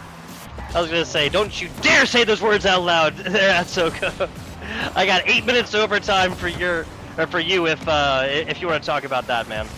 We're looking at a minute and a half or so into this one, and this has looked like a one-score difference that was never meant less, really. Like, both of these teams have had offense, like, awesome opportunities throughout this game number two, and again, off of an 8-minute overtime. Not a real lead indeed, and a fantastic hit. Wow. Okay, so Northeastern, again, just kind of copy-paste type situation. Harlequin is given a lot of wiggle room off the side, and then the one player back gets hit. I mean, I like it. I'm not mad at it at all. You're going to leave one player back in the net to play safety? Well, I'm going to take away your safety net. We're going to bump that player out of the way, and that's the way to win the games. And speaking of, I'm pretty sure they were able to get the bump here as Strudel is able to get the first goal on the board for Thomas College. Just like that, Thomas College Black makes it look easy off of kickoff as well. This is a lot of wiggle room that was just purchased back here. Thomas College proven that game one was no fluke. Meanwhile, Northeastern Varsity still holding on to the 1-goal lead. Martzi able to get just a little touch out towards the corner, off the backboard now, and no follow-up. Faking. Chat disabled for 3 seconds. Yeah. Can't comment much more after that one because just spammed all the way through. Another shot, just a little bit too high. Okay, Martzi follows this one up with a demo as well, and the offense stalled for Northeastern, at least for a couple of seconds. And now going off towards the side, you can see Harley Quinn has some juice to work with. Does get the touchdown, but I gotta say that back wall defense from Thomas College, that was a pretty good response to that shot. I mean, again, trying to contest such a tricky angle, they managed to find it. I mean, once again, the defense really shining bright here for Thomas College. Anyway, Thomas College. Okay, Martzi. That's going to be second shot. First goal made in. Got an assist on the earlier one in 10 seconds halftime. We have a neutral situation. Yet again, Capitan. Yeah, no surprise here, but much higher scoring, it feels like, though. 2-2. Yeah. I mean, so definitely. Yeah, we're getting shots on target now, and again, a lot of double touches, a lot of efforts being made on the double touches off the backboard, a lot of demolitions. You love to see it, and we're once again here we go. Even score line, and I think it's destined to be so. I don't think we are allowed to have anything more than a 1-goal game, as that one goes off the sidebar, and Northeastern aren't able to finish. Yeah, Prosk right there, fantastic pass, play too high, follow-up is not there, and now we have a little bit of an open net situation. If Prosk put that on a little bit farther, might have been a goal. Not gonna happen. 100 seconds left here, Captain. So many cheeky demos, and I'm all here for it. I love it. Coming off of the spawn, off of the respawn, they were just demoed there on the side of Thomas College, and they had to recover quickly in order to play that defense, and they managed to. Is now finally the clear does come out back towards the mid, but Northeastern is there with a long clear of their own, and it has just been an absolute demolition derby between these two. We go from our first series where there's little to no demos, and now all of a sudden we're playing Twisted Metal. Yeah, seriously, it might be double digits we've reached this game so far. Number one had a few of them, obviously an elongated series, but 60 seconds left right here with no... Okay, Angebro shines supreme yet again. Second one, fourth shot attempted, from Harlequin right here. The pass comes in, Angebro is going to make that thing sing. Love it. Yeah, and Harlequin playing quarterback on that one. I mean, they literally air dragged it from their own corner and brought it past the midfield line and just dumped it right to Angebro. Again, you ask for your teammate, and you hope that they are able to deliver you passes like that on a regular basis. And lucky for Angebro, their teammate manages to answer the call. Yeah, like getting that goal, obviously, well done. Getting the pass in there is, especially just from halfway across this pitch, dragging it all the way yourself, like you said. Fantastically done. 30 seconds left right here. Northeastern will soon be playing mostly just against the sand in the hourglass here. That's time. Not so much against Thomas College. Now, this is a fantastic setup. Okay, not going to happen there for Angebro, looking for their hat trick. Yeah, that one was a tough read because, again, it was a pinch off the wall and went straight down, and Angebro, they pre-jumped it, as they should, but again, it's just a hard read to make as the final few seconds are ticking away against Thomas College. Maybe having an opportunity, but that opportunity is gone. Northeastern are going to answer back, take game number 2, and tie the series. Yep. So round and round we go. We stop. I do not know, but I do know that answering calls consistently has been the name of the game. Wow, 9 total shots attempted here from Northeastern. Perhaps the real difference here, given that Thomas College only puts up 4 and Mavi is held shotless. Shotless. No offensive opportunities there for Mavi whatsoever. Not in game number 2. Yeah, and honestly, I got to give it to Harley Quinn on that play because they came out with 100% goal participation, 2 passes and a goal on the board, contributing to all 3 goals for their team.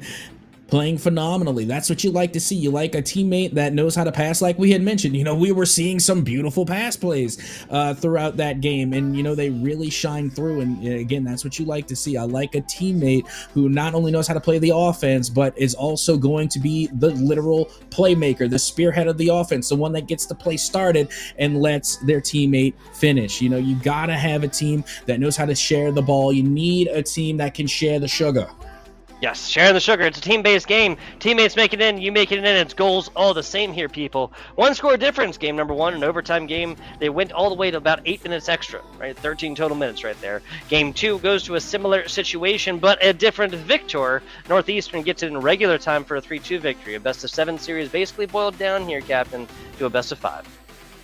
Yep, here we are, right back at it, and no surprise considering how our first series was. You know, that's exactly how they started. You know, a 1-1 tied series, and like we had seen earlier, Maryville, after that second game, just started to really reawaken. So let's see which one of these teams is going to be able to wake up here in Game 3, as we are well and underway. And Jabro, nicely done, fed immediately from Harlequin.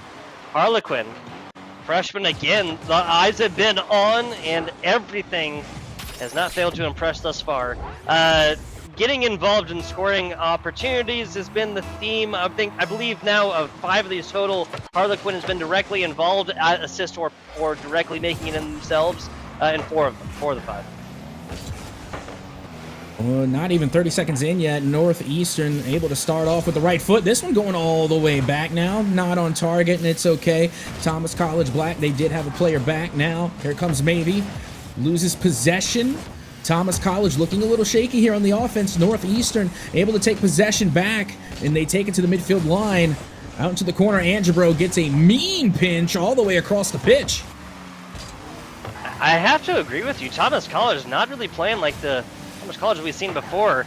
Okay, well, as I say that, easy goal. This is more like Northeastern playing poorly, and Thomas College is given one gifted. Yeah, Angebro playing way too far forward on that, yeah, a little scrambled on the side of Northeastern varsity, and again, far be it from me to apply any criticism, but again, I'm not sure what the thought process was when you're the last player back and you're clinging on the back wall, right? At that point, I feel like you should be playing near post or far post, but who knows, maybe they saw something that I did not. That's why, it's a different perspective when you're up here in the booth, right, than when you're on the pitch. So again, it was just a good offensive play coming from the side of Thomas College. They were able to keep the pressure, and they found an opening there in the midfield. That's a hit over 1 right here, but Northeastern players now trying to kind of do it themselves. The passing play has not really come in as much, and just solo efforts shining supreme right now. Pros takes a dim on the back, and the offense will be a little bit stalled now without a single player back to try and take these passes. And now here comes Mavy. Mavy has been very aerial throughout this entire endeavor. Like, they've been carrying the ball, they've been getting the air drags, they've been going for the redirects. I've hardly ever seen Mavy on the ground, is what I'm alluding to here. So again, I'm expecting to see them come out with some pretty great plays because they have been just diving at the ball, and I like that. I like seeing no hesitation. And the 2V is stand for vertical, apparently. This is going to be Prost now trying to get something going aerially. A hit across the ground. I think they're trying for a ground pinch right there. Harlequin tries for the second effort. Not going to get it, but Angebro puts this up and over the backboard in a similar situation for Prost. And here we are in a place we're all too familiar with, that 1-1 even score line coming up on halftime as Harley Quinn is able to find the second here for Northeastern. Nicely done. 4 seconds out of halftime finds the unequalizer here and a little bit of a lead for Northeastern. This is a little bit Thomas College Black, a little bit good on the side of Northeastern. great job putting it where they need to put it to go forth and thrive. Thomas College is just not quite as quick on the ball. Yeah, and honestly, once again, we're looking at the defensive positioning, much as like when Northeastern was on the back wall, a little bit misplaced. Well, Thomas College, again, on their defensive positioning, a little bit misplaced as well. Notice where that ball was dropped. It was dropped, you know, towards that far post. And then where was the defender? They were playing inside of the goal on the near post. If you're set up far post, and you know you're going to get that save, I want to say maybe 8 times out of 10. So again, you really have to be playing heads up Rocket League, and you have to have that communication so that way you know where your teammates are so you can position yourself correctly. It's all about setting yourself up for success. Communication and then also just positioning. I got to agree with you, Captain. A big boost along the way here is Harlequin. Prosk almost gets that past 2 of them. Loses the 50 right now, and now would be a wild ball right there. That's not quite centered, but that one should be. Oh, Angebro playing just a little bit too far forward again here, Captain. Looking really scary right now for Thomas College. I'll be honest, like, you know, I had expected that last shot to go in, to be completely honest. Again, very fast passes that end up in the middle of the pitch. Those are the ones that are most likely to go in, or the ones that are even coming quickly out of the corner and back to the mid. Those are hardly ever not shot on. So I feel like Thomas College Black, again, they were either coming up with some great defense to clear that one out, or maybe they got a little fortunate with Northeastern being off the mark. Prosk is going to be very glad there was nobody under them right then. Now Northeastern trying to get back. There's a hit from the side. Prosk tries to get down to this one. Round and round we go. Offensive possession is just being switched out like handbaskets, man. Unfortunately, though, for Thomas College Black, they don't have the benefit of the clock here.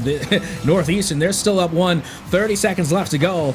So realistically, they just have to outlive the clock. Thomas College, they're racing right now. They have to try and find an opening. They have to try and find the back of the net before time expires, or else that's it. And they are going to go down another round in the series. And now only 10 seconds remaining for Thomas College Black. Double commit on the last, but it looks like Northeastern is back into position. Solid pass attempt, and Angebro is there to interrupt this one. Last bounce territory, not going to happen. Northeastern takes 2 games in a row now. Yep, there we go. And honestly, had that one gone in, I would be expecting the 8-minute overtime, right? And yeah, I heard the whoa, and I get it. I mean, you're looking at 10 shots compared to 3, and a 2-1 score line, and then Strudel coming up with 4 saves, you know, by their lonesome, and then Mavy and Marty doing all the offense for the most part. I mean, you got 1 pass, 1 assist. Everybody got a shot on the ball, but, you know, that 3, you know, that 3 shots compared to the 10, I feel like is where the woe came from. Now, correct me if I'm wrong. Yes. No, you're 100. Well, it's kind of like a double woe as well. Then also looking that the defensive abilities for this entire squad was soloed onto single person as well. No saves on the other 2, 4 total. Again, you got to spread out your opportunities here, and perhaps that's why we saw so little shot attempts, right? You got to spread this ball around and let this player, again, over here for Thomas College, I believe that was Mavy who got all 4. I'm not 100% sure. Whoever it is, you got to get them the ball more, because every Thomas College Black player so far has shown us that they can get it done on the offensive side of the ball. If you're relegating players to responsibilities here, then you're guaranteeing yourself to not have a player who's closest to the ball be able to continuously make plays. Yeah, meanwhile, when, you know, you're looking on the other side of the pitch there, they were just all over the ball, it felt like. And again, they managed to take a 1-goal lead, and then they held it. They literally contested everything from the side of Thomas College Black. Like, they weren't able to get that 2-goal cushion, but as soon as they got that 1-goal lead, they just refused to allow Thomas College any breathing room at all. A shot plus a demo. Talk about no breathing room at all. Northeastern enjoys a man advantage for about 3 seconds or so. Everybody back to this one. Northeastern back on the prowl right here, and the Huskies hit early. Prosk gets a perfect pass and shanks this one right inside. Love it. And to me, the play here was from Harlequin, because don't get me wrong, that was a beautiful shot. All credit to Prosk for sure, but Harlequin changed the entire pace of the play. Northeastern, they've been going guns blazing. They've been attacking the backboard. They've been attacking the net, putting shots on. Harlequin slowed the ball down for the first time in what feels like a long time, and they were able to get the pass out. and they were able to turn it into a goal. Well done. How that one didn't turn into a goal, I do not know. I have to ask the Rocket League gods for that question. Nice pass, the pinch maybe is there. Fantastic job just parking the bus and being exactly where you need to be. Look at the team play starting to come out from Northeastern, right? I mean, we already talked about it. We mentioned it in the first game, well, in the previous game. My apologies. The amount of passes and team plays that are coming out from Northeastern, but now they're even coming together on the pinches. We've already seen one great pass play coming out from Harley Quinn. I think that communication that may have been lacking a little earlier in game number 1, it's starting to come alive now. I can feel a little bit more synergy from Northeastern. It's just the comms here, right? Just simple comms, communicating with your teammate. Even if it's just something as simple as, hey, I'm going to go for it, you take this. I am not going to try and shoot. Stuff like this. I mean, it's basic comms and it seems really, really simple, but it equals out to big differences. It absolutely does. A simple "I got it" can make or break a play for sure, because that can go from being a shot on target to a double commit. It can go either way when you're talking about comms. But in the meantime, again, Northeastern still hanging on to that 1-0 lead, and we've already seen what they can do with the 1-goal lead. And Thomas College so close to equalizing, but the defense from Northeastern refuses to budge. Bad second follow-up hit here for Thomas College. They're trying to transition into the defense, actually sit it down there themselves, and Andrew tries to do everything themselves. Takes a big boost along the way. Harlequin out to the middle. Pro's going to be a little bit too high. Third player there, and it's broken up in midair. You know what I'm starting to notice at Northeastern? They love to shoot high. And, you know, I respect it. You want to go for your upper 90s, but don't forget, you got lower 90s too.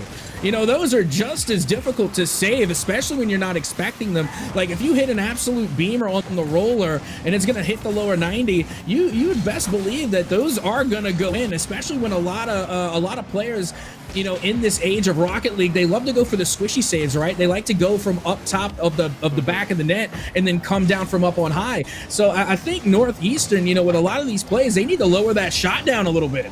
Especially given that's what all they've been going for so far. So these Thomas College members are frequently even cheating up a little bit. Like you said, kind of getting onto the backboard and trying to play it from there if they're not utilizing the entire rounded back area. As it is, you put something low and slow, even something that rolls completely, no bounce. I think Thomas College just isn't going to see it coming. Speaking of what Thomas College is seeing coming, that's a big breakaway and a big equalizer from Strudel. Yeah, we've seen this before too, and there goes that double commit. But honestly, you know, there's really not much they could have done as far as the double commit goes, because again, they were too bunched up in the first place, very close together, not having enough field presence. And you know what, we saw that same type of, you know, play occur with Maryville. Maryville, they were getting punched in their own matchup earlier on for the same reason. So again, a little reminiscent of game number 1 there. Yeah, definitely some similarities here. The closeness of this matchup also definitely shining through here. Now we've been looking at a couple of, just honestly, you need to spread the pitch a little bit more. That's really all it is. Again, it seems super simple, but it equals out just a much more well-balanced and well-rounded Rocket League team. Now this one going to go up high in Northeastern territory. Back over towards the side. Here comes Mavy. They get the touch. It's answered. Martzi now back out towards the corner. Has some boosts to work with, but Prosk is there to clear this one out. And now here comes the counterattack. And Jabro nearly able to get it to go, but Strudel comes up with the save and the Savior medal. That's 3 for them. Absolutely, and definitely earned a little bit of a breakaway. Last player back, Mavy coming out and showing their own skills on the defensive side of this ball. Not done yet. 40 seconds left to go. Here comes Angebro. They don't have enough boost to go for the double touch. They try and get that one to go. Back pass to Harlequin, not going to be any good. There's too much defense right now from Thomas College. Really is standing tall. Pass to Harlequin, a bouncing ball. If that made it in, nobody had a play on it, but it's just a little bit to the outside. Another pass. Pros tries to feed on it. Angebro to the inside, and it's just about splitting up this Thomas College Black defense. I told you, too much defense. I mean, they're like we had mentioned, you know, they were scrambling a little bit. They got spread out, and they were just residing too much in their own net. Too much defense. They had to break free. They had to turn it around. And eventually their defense was worn a little too thin. Now Northeastern Varsity get to enjoy a 2-1 lead. Only 5 seconds to go. Just need a clear here, and that's not what the doctor ordered for Northeastern. Second tap coming in and interrupted. Last bounce territory, just trying to keep this one aloft. Two players go for it. Maybe sends this one aloft and has a little bit of boost to work with. Hit back over. Northeastern respecting the rule 0 here, Captain, as Strudel goes up for it. Still staying alive. I mean, again, I love the Rule 0 right now because they are doing it phenomenally well until Harlequin has just simply had enough. They're going to put it in the dirt. They're going to end the game and give Northeastern another win on the board. Yes, sir. Looking at series point coming up next here. Thomas College took it in a very long-winded game number 1 overtime. 13 total minutes here. And the score, yeah, the shooting differential is still coming out for Northeastern, but at least it's a lot better now. 10-3 last time was unsustainable in every way, shape, and form. What is it, 7-14? So still doubling up, but not quite tripling up as Northeastern. Yeah, I was about to say it's better, but they still doubled yeah. the shot count. Like, again, you multiply it by 2, and then you get the end result. So, yeah, sure, better, I guess. You know, again, out of the frying pan into the fire. I mean, you pick your poison. Regardless, I mean, it's still a phenomenal offensive presence that we have just seen from Northeastern. And, again, they were literally firing on all cylinders. They looked a lot more dominant. They did have a couple of hiccups here and there. Again, they pushed up a little bit too far on one of the goals. They had a couple of double commits. You had pointed that out. But regardless, they still managed to rein themselves in even after making a mistake. Because again, that's one thing that, you know, I have always seen players have a problem with. I've had a problem with. It's when you get into quicksand, right? You make one mistake and then you get caught off and then you make another and then another and then another. It's so important whenever you do catch yourself, you know, making those mistakes or pushing too far up or double committing, that you let it go, you move on to the next possession, you move on to the next play. Here's another stat for you folks. Of the 10 games so far on stream, right? 6 earlier, 4, now the 5th one starting of this series right now, there has been one game decided by more than a 1-score difference. One game. That was the very last game between Maryville and Mizzou, and that was a 3-1 victory for Maryville. Everything else has been a 1-score difference. Like, I even said it in the beginning of the broadcast. I said we were going to get some good games today. Like, you know, it was just a feeling. You know, specifically with our first series, you know, that Division 1 NECC Rocket League for sure. And you know what? After that first game, I had an inkling that the rest were going to be just as good. Man called it. Man called it. We have video evidence. Prosk almost having video evidence of its fantastic double tap, and Thomas College wisely. See, it's times like that when the double commit is necessary, right, Captain? And part of, like, excelling in the high levels of Rocket League is differentiating between when it is necessary and when it just ain't. Absolutely. Sometimes you just have to hit X, right? You just have to go for the jump. I mean, I'd rather you put a hand up, you know, instead and not do nothing at all. You know, I'd rather you make the attempts. And with that being said, Northeastern make their first attempt, and it is good. Harlequin accruing 2 attempted shots across the first minute. 16 finds his second one. This isn't really so much of a pass as more so we're just going to put the ball where Thomas College is not, and one of you two make a play on Pothead. Absolutely. Again, it's all about getting those center clears. Even if it's not to an intended target, you know more often than not you're going to have a teammate that's looking to get a shot on. Speaking of Marcy, they get a shot on as well, but Prosk is there to get the save and clear it away. Thomas College starting to get a little aggressive as they find a demo on the other end as well. But unfortunately for Thomas College, in the meanwhile, they lost possession of the ball. Northeastern's also been excelling, at least putting shots like decently on center and creating pressurized situations for this Thomas College squad to react to. That's about as close as you get without it actually being a goal. A low roller, Harlequin's got to play it perfectly and does. No boost to be spoken of and still coming out on top, Captain. Oh yeah, that was the mind games there, but Marcy has an open net opportunity and they're going to take it all the way to the net. Is this off the back of a demo? Yes, it is. That was the last player back, and Marcy gonna feast on it. Again, no boost necessary for this tying factor. It's the physical plays. What can you say? I mean, they definitely come in when you need them, and another reason why they just need a stat line. Like, more often than not, I mean, not more often than not, I mean, literally, in Rocket League, that's not going to chalk up as an assist. But when you're looking at it from an analytical standpoint up here in the booth, you're thinking, okay, that was definitely an assisted play. Like, it's not just a sense, it literally does not happen without that demo coming in. With at least a big bump or something like that to send them off, you know. But I cannot agree with you more, Captain. It is created by the demo-er and scored on by the other player. Thomas College trying to get on top of this for one of their first offensive opportunities for a while, and they kind of just squandered that, I'm not going to lie. I mean, to be fair, I think they're nervous of the demo now. Like, they're afraid. they're a little nervous going up against Thomas College Black as Marcy finds the second one here for them. Like right here, Harlequin loses it, and this should just be like an immediate comeback. Okay, so this is kind of a miss off the backboard here, and Proskis just isn't anticipating this one. They're a little bit cheated up, not fully ready, not centered onto that far post right there, and Thomas College is going to enjoy a lead for the first time in quite a while, I gotta say. Well, let's see if they can make the most of it. 2 minutes to go. Down one, Northeastern looking to try and equalize here.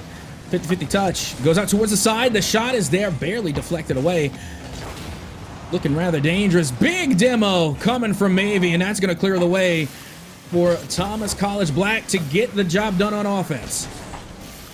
Nice read there from Strudel, and even better coming back from the demo respawn right there to read it perfectly. Got up and got involved. Big takeaway here from Strudel as Marzi comes up for it. No one really maintaining, but the second hit does come from Prosk. Now this is centered and nobody from Northeastern is there. Yeah, now we're seeing Thomas College playing with a little bit more confidence, methinks, as that double touch nearly looked pretty well lined up, goes down and by the wayside. But like I was saying, Thomas College, you know, they're playing with a little bit more oomph. They're actually contesting Northeastern on nearly every play, and they are able to intercept a lot of the passes. They're knocking down shots, and they are putting shots on target. Again, a lot less hesitation coming from the side of Thomas College. Prosk having to stretch something to get there in the nick of time. Now Prosk on the follow-up, getting this over a couple of different players. Chow one there from Prosk yet again, now mid-pitch. Two different players there from Northeastern. They pick it up and they do hit to the middle. This will be decently centered. Strudel doesn't really have a whole lot of momentum, and what a takeaway! Angebro, my goodness, a steal and just a dunk right in the face of Strudel. Look at this. Strudel just doesn't have enough momentum to try and make contact with this ball again, and just sets up perfectly teed off there for Northeastern tie game. Yeah, and to be honest, I was surprised Angebro was able to get that much power on the ball. Like, Marzi couldn't get to it. Marzi was in position. I'm going to say it. That was not Marzi's fault by any stretch of the imagination. They were there, but the shot, again, I did not even suspect that shot had that much heat on it. But Angebro, they managed to come in, get the read, and send an absolute dagger into the back of the net. Last one, Marzi, as Thomas College rounds around again. I think, is this Marzi's third? I think that's where I saw 7th shot attempt and 3rd goal. That's the hat trick. Woo! 17 seconds for greatness. 17 seconds. Oh no. Okay, I thought that was going to be another one and real nail in the coffin of Northeastern, at least for this last game. Coming into this one on match, putting Thomas College on match point. Thomas College has answered in every way, shape, and form. Angelo comes up for it. There's a hit. Prosk is going to have all the boost in the world, and that's going to be decently centered up for it. Back, forward, and down. Strudel interrupts this one. Barely gets to it. I thought that was going to be it. Got to keep it up. Oh, no way! Rule 0. Alive and well until finally it does hit the ground, but Tugboat, again, too much deja vu. This is identical to the first series. Outside of a 3-4 victory for Maryville, literally it's the same. A single overtime situation, not extra 8 minutes now. Yeah. Oh, but wow, look at Thomas College flipping the stats on their head right here. That is 16 attempted shots, Thomas College. Only 5 there for Northeastern. These are not sustainable numbers. Yeah, exactly. And that is what I was mentioning when we were on the pitch. Like Thomas College, they were just getting up and into the gravy of Northeastern there. Again, not afraid, no fear by any stretch of the imagination. They were pushing the issue, and they kept forcing Northeastern into their own half, forcing them to constantly make saves, forcing them to stay inside of their own half to where they couldn't get any offense going. And honestly, they just cut the circulation off for Northeastern to where they could not get the ball rolling in their favor. Well done coming from their side, just to try and stranglehold Northeastern as long as they could, and it ended up paying off. And again, I'm not going to say any type of correlation to causation, correlation, you know, whatever the case may be. All I'm going to say is so far, the team that has been winning the shot counts, and in the majority, have been winning the games. Yeah, 100%, and especially like more than 3 times here is just not sustainable in any way, shape, or form. To Tokyo we go here for a game number 6, possibly our last. I mean, this is where it ended in the first series, right here on Neo Tokyo. Let's see if we will see history repeat itself yet again. Harlequin gets the first save. A shot on, and it goes off the lip. The rebound is there, and they are holding steadfast on the goal line. Harlequin picks up 2 saves. Northeastern gonna have to pay out a 4th Rocket League player after a performance like that one. That looked like it was going in. I gotta say, it looked like it was going in. Perfect angle out, and then a stout defense afterwards. Marcy gets a demo on the way inside. Tries to find for a second one there, but a great stop, and now a full Northeastern squad ready to get this one going in the offensive third. Yeah, Thomas College again, they're keeping that offensive attitude as that one goes off the backboard. The follow-up, no good. But you know, when we said this earlier, Tugboat Northeastern, they need to bring those shots down. That shoulda, woulda, coulda been a goal. If they bring that down like a pixel or 2, you have a 1-0 lead in favor of Northeastern. It's easy to say that there's similar situations for Thomas College given their their beginning of this game and like the bare corner that it went into, but I have to agree with you because Northeastern has left points on the field. I don't even know how many times. Fantastic demo, dangerous ball, and an even better block. Oh my goodness, Thomas College getting a little mean. I love it. I'm all here for it because at the end of the day, Northeastern, if you're getting demoed, if you're getting headhunted, and you're not doing nothing about it, then that's kind of on you. Thomas College, if you keep letting them demo you, they're going to keep going for it. Try to put it off the nose of the teammate right here, and I can't agree with you more. If you're just letting this one happen, at a certain point, you're the steamrolled, and you're letting it. Now puts this one up, gotta get it, and Angebro gets gifted one. Well, there you go. Sometimes it falls your way, sometimes it doesn't. Angebro, though, able to get a clean interception, and that was a difficult read. I'll give the benefit of the doubt to Marty because again, it's hard to tell if the ball is going to bounce straight down or if it's going to come off the backboard a little bit. That time, it didn't go straight down the waterfall. It did come off the backboard a couple of feet, and then Angebro was able to get the read. Gemino start this one off from Harlequin. Angebro, a little bit too low and puts it in the breadbasket of a Thomas College Black squad. Hit one back on over. The efforts of Northeastern trying to keep this offensive possession alive doesn't happen. There's a huge clear and another demo across mid-pitch.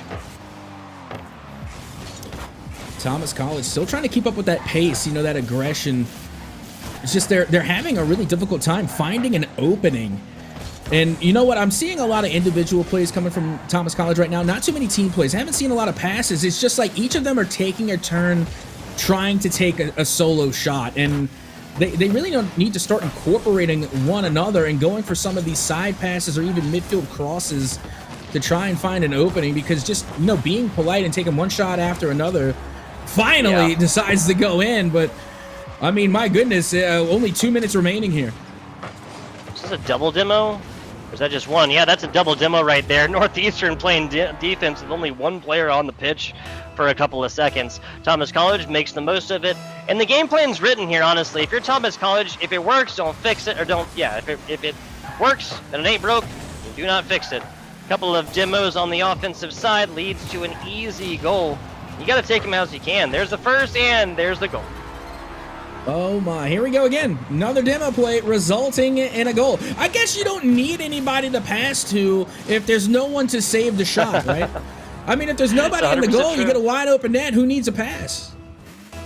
You're right. You're right. Truer words. Truer words. They have not been spoken. Thomas College putting on a serious effort here for the comeback factor for their squad. They take this one. This will be a tied series.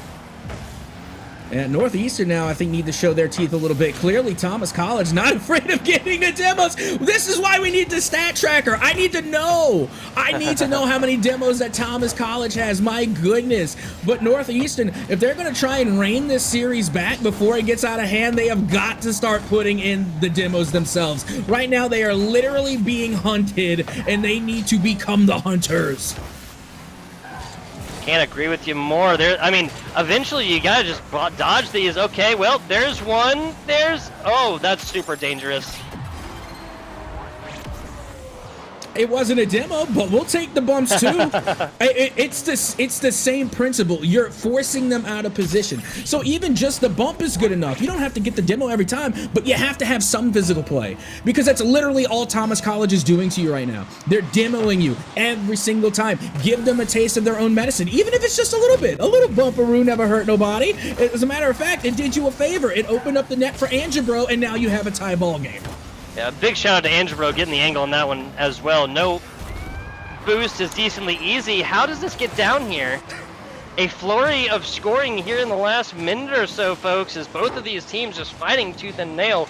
A little bit of a bouncer. And, okay, that's just an uncharacteristic miss there from Prosk. I was going to say that the thumb slipped off the joystick, but they're playing keyboard and no mouse. So, miss input? Possibly. You know, I had to take a shot at the keyboard bros for a second. Oh, you got to. I mean, I don't see how you do that as well. You just don't play with a mouse. I'm not. I have to believe that might be a little bit of a joke. I mean, that was on the info sheet. You know, that was what I was gotten. That it's that is keyboard definitely and a no joke. mouse. Either way, 2-3 in the favor of Thomas College. Again, a beautiful opportunity there, but once again, Northeastern, they're just head right there. They are halted at the goal line. 10 seconds to go here. This is exactly how the last game ended. Thomas College trying to make the comeback factor stick and delete any sort of advantage that goes all the way in, and it is guaranteed. Thomas College has won this one and gotten the next brick in the wall that is their comeback. I sure do enjoy Pink Floyd. I do. So again, appreciate that. 1 second remaining. Done and dusted. All is over but the crying here. But Northeastern Varsity, they still have a one goal or a one game lead in the series. So it's not over yet for sure. And if Thomas College can keep playing that aggressively, and speaking of, look at the stats. Like, all three of the players from Thomas College are nearly even in score. Where if you look on the side of Northeastern, their scores are all over the place. 4, 2, and 1. Yeah, that's 100%. 400 and something, 200 and something, 100 and something, 100 and something, especially in a full 5-game thing when there's 6 total goals are not exactly sustainable right here. Thomas College has got all the juice that they need to come back for this one and take down this game 7 and this best of 7 series. A best of 7 that is boiled down to a best of 5 that is boiled down to a best of 3. That is now a literal one and done right here, Captain Netsoka. Love it. Love it. Yeah, absolutely. And again, I love the attitude coming from Thomas College. I mean, they did not stop. But that is, in my opinion, some of the best play style. Not necessarily the demoing, as much as I love demoing, because I consider myself a villain in the Rocket League community. But it's more so of running a play if it's not being contested. You know what I mean? Like, say if I'm just going for consistent backboard touches and I'm just constantly dropping them in, dime after dime after dime, I'm going to keep doing it until you force me to stop. Like, if you're not making me stop, then why should I? So again, if the demos are working for Thomas College, speak of the devil, then keep doing it. Yeah, I gotta agree. Until they figure something out. These higher level Rocket Leagues, man, you take these W's however you can get them. Marzi way too high for the Northeastern defense, and they are going to strike first. Which, correct me if I'm wrong, is only the second time in this 7-game series that's happened that they've actually scored first. Yeah, now Northeastern is in trouble, because now all the momentum and all the morale is on the side of Thomas College Black because they made a tremendous comeback. Now they're feeling themselves. They are in the zone. That is like the unspoken X factor in the realm of sports in general. When a team is just absolutely locked in. And once a team is locked in, it's hard to get them off. And it's breaking that intense concentration of Thomas College is going to have to be task number 1. Barely gets to it, Prosk does. And now tries to follow this one up. Little pinch action, little kiss off the wall right here. But still, Thomas College comes up with possession. Yeah, Thomas College, they're playing on another level right now. Northeastern, they have got to get some of this momentum back in their favor. So dangerous. Once again, the shot just a tidbit too high. Don't get me wrong, you get that pixel down, and that's going to be a bar down goal, and that's nearly unsavable. But again, Northeastern, they are starting to answer back a little bit here. They're trying to fight for possession, but as long as those demos keep raining in, I don't see the answer for Northeastern. Yeah, I mean, at a certain point, it's just literally like, pay attention to your rear mirrors a little bit more. You know what I'm saying? Take ball camera off for like just a second at times, because as this is coming in, every single offensive opportunity that they're getting is just getting nixed by one whenever you have this numbers disadvantage, right? This is one of those things that's like it's so simple, and it's easy for me to say again, you know, desk aside, eye in the sky type, right? But it's also just, like I said, it seems like very, very basic addition subtraction.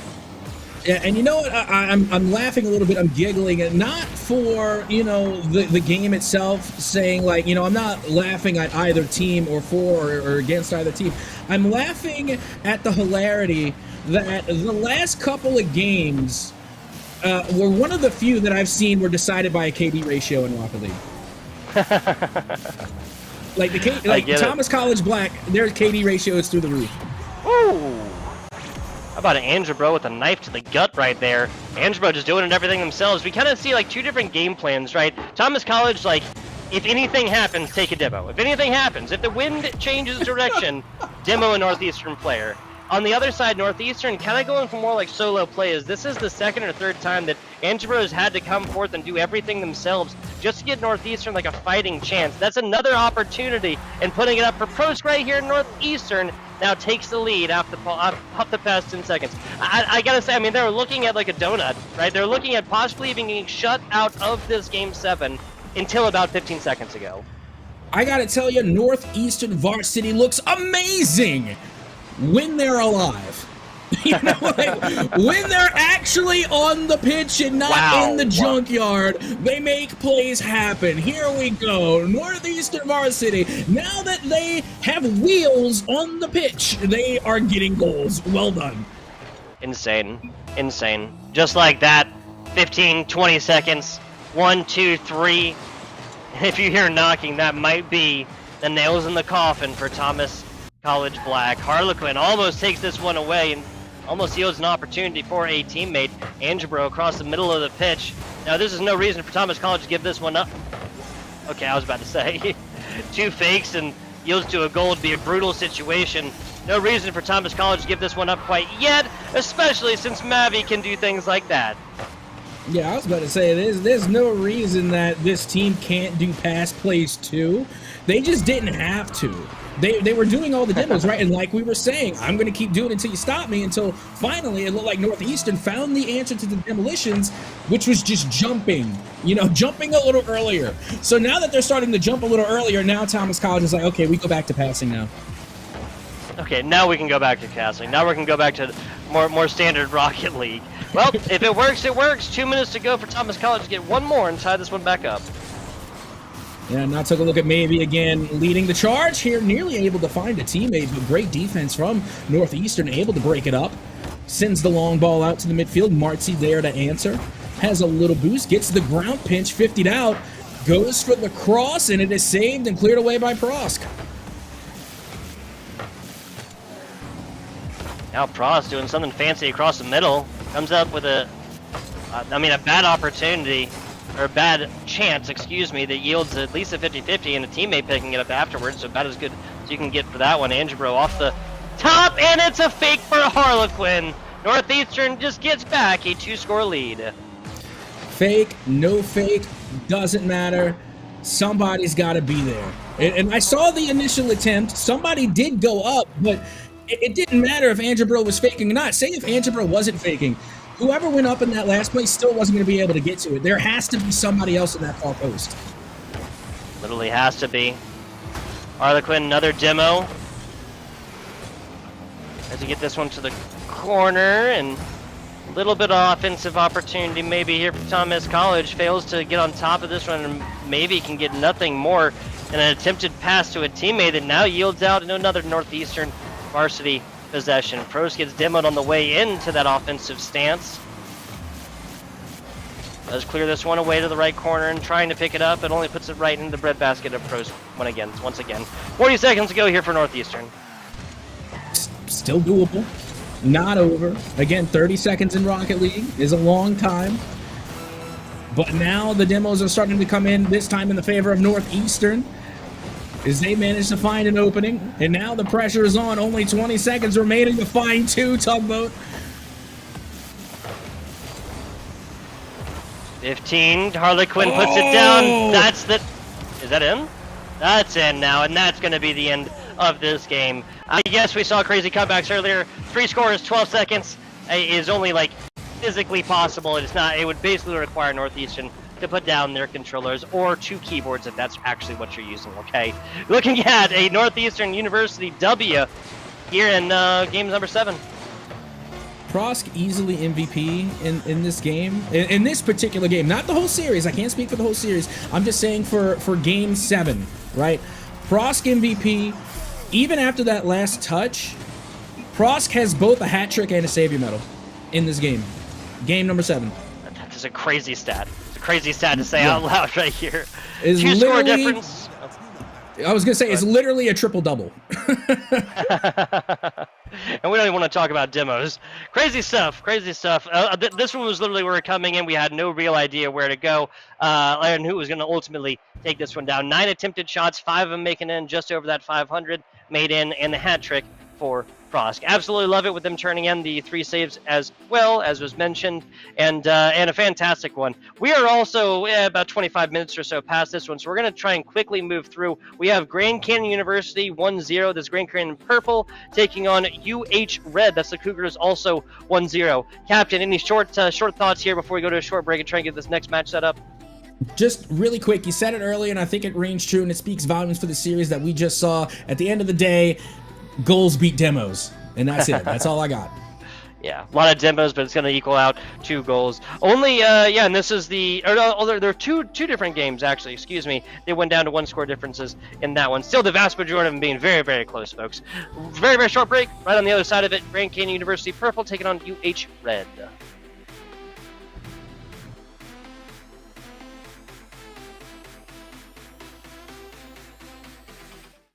Looking for something to power your day? Then look no further than Wenzel's Farm Snack Sticks. Handcrafted in small batches and naturally hardwood smoked, these protein-packed power sticks deliver truly sustainable energy. Wenzel's Farm, real meat for real life. Oh man, this is incredible. Oh, wow. Huh? Yeah, that's pretty cool. It is pretty cool. Hey man, grab me a meat stick.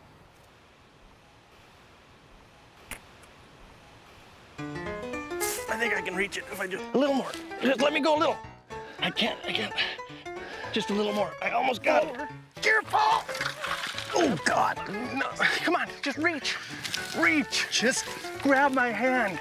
I can't hold it. Grab my hand. Give me the meat stick. This other hand's closer. The one with the stick is...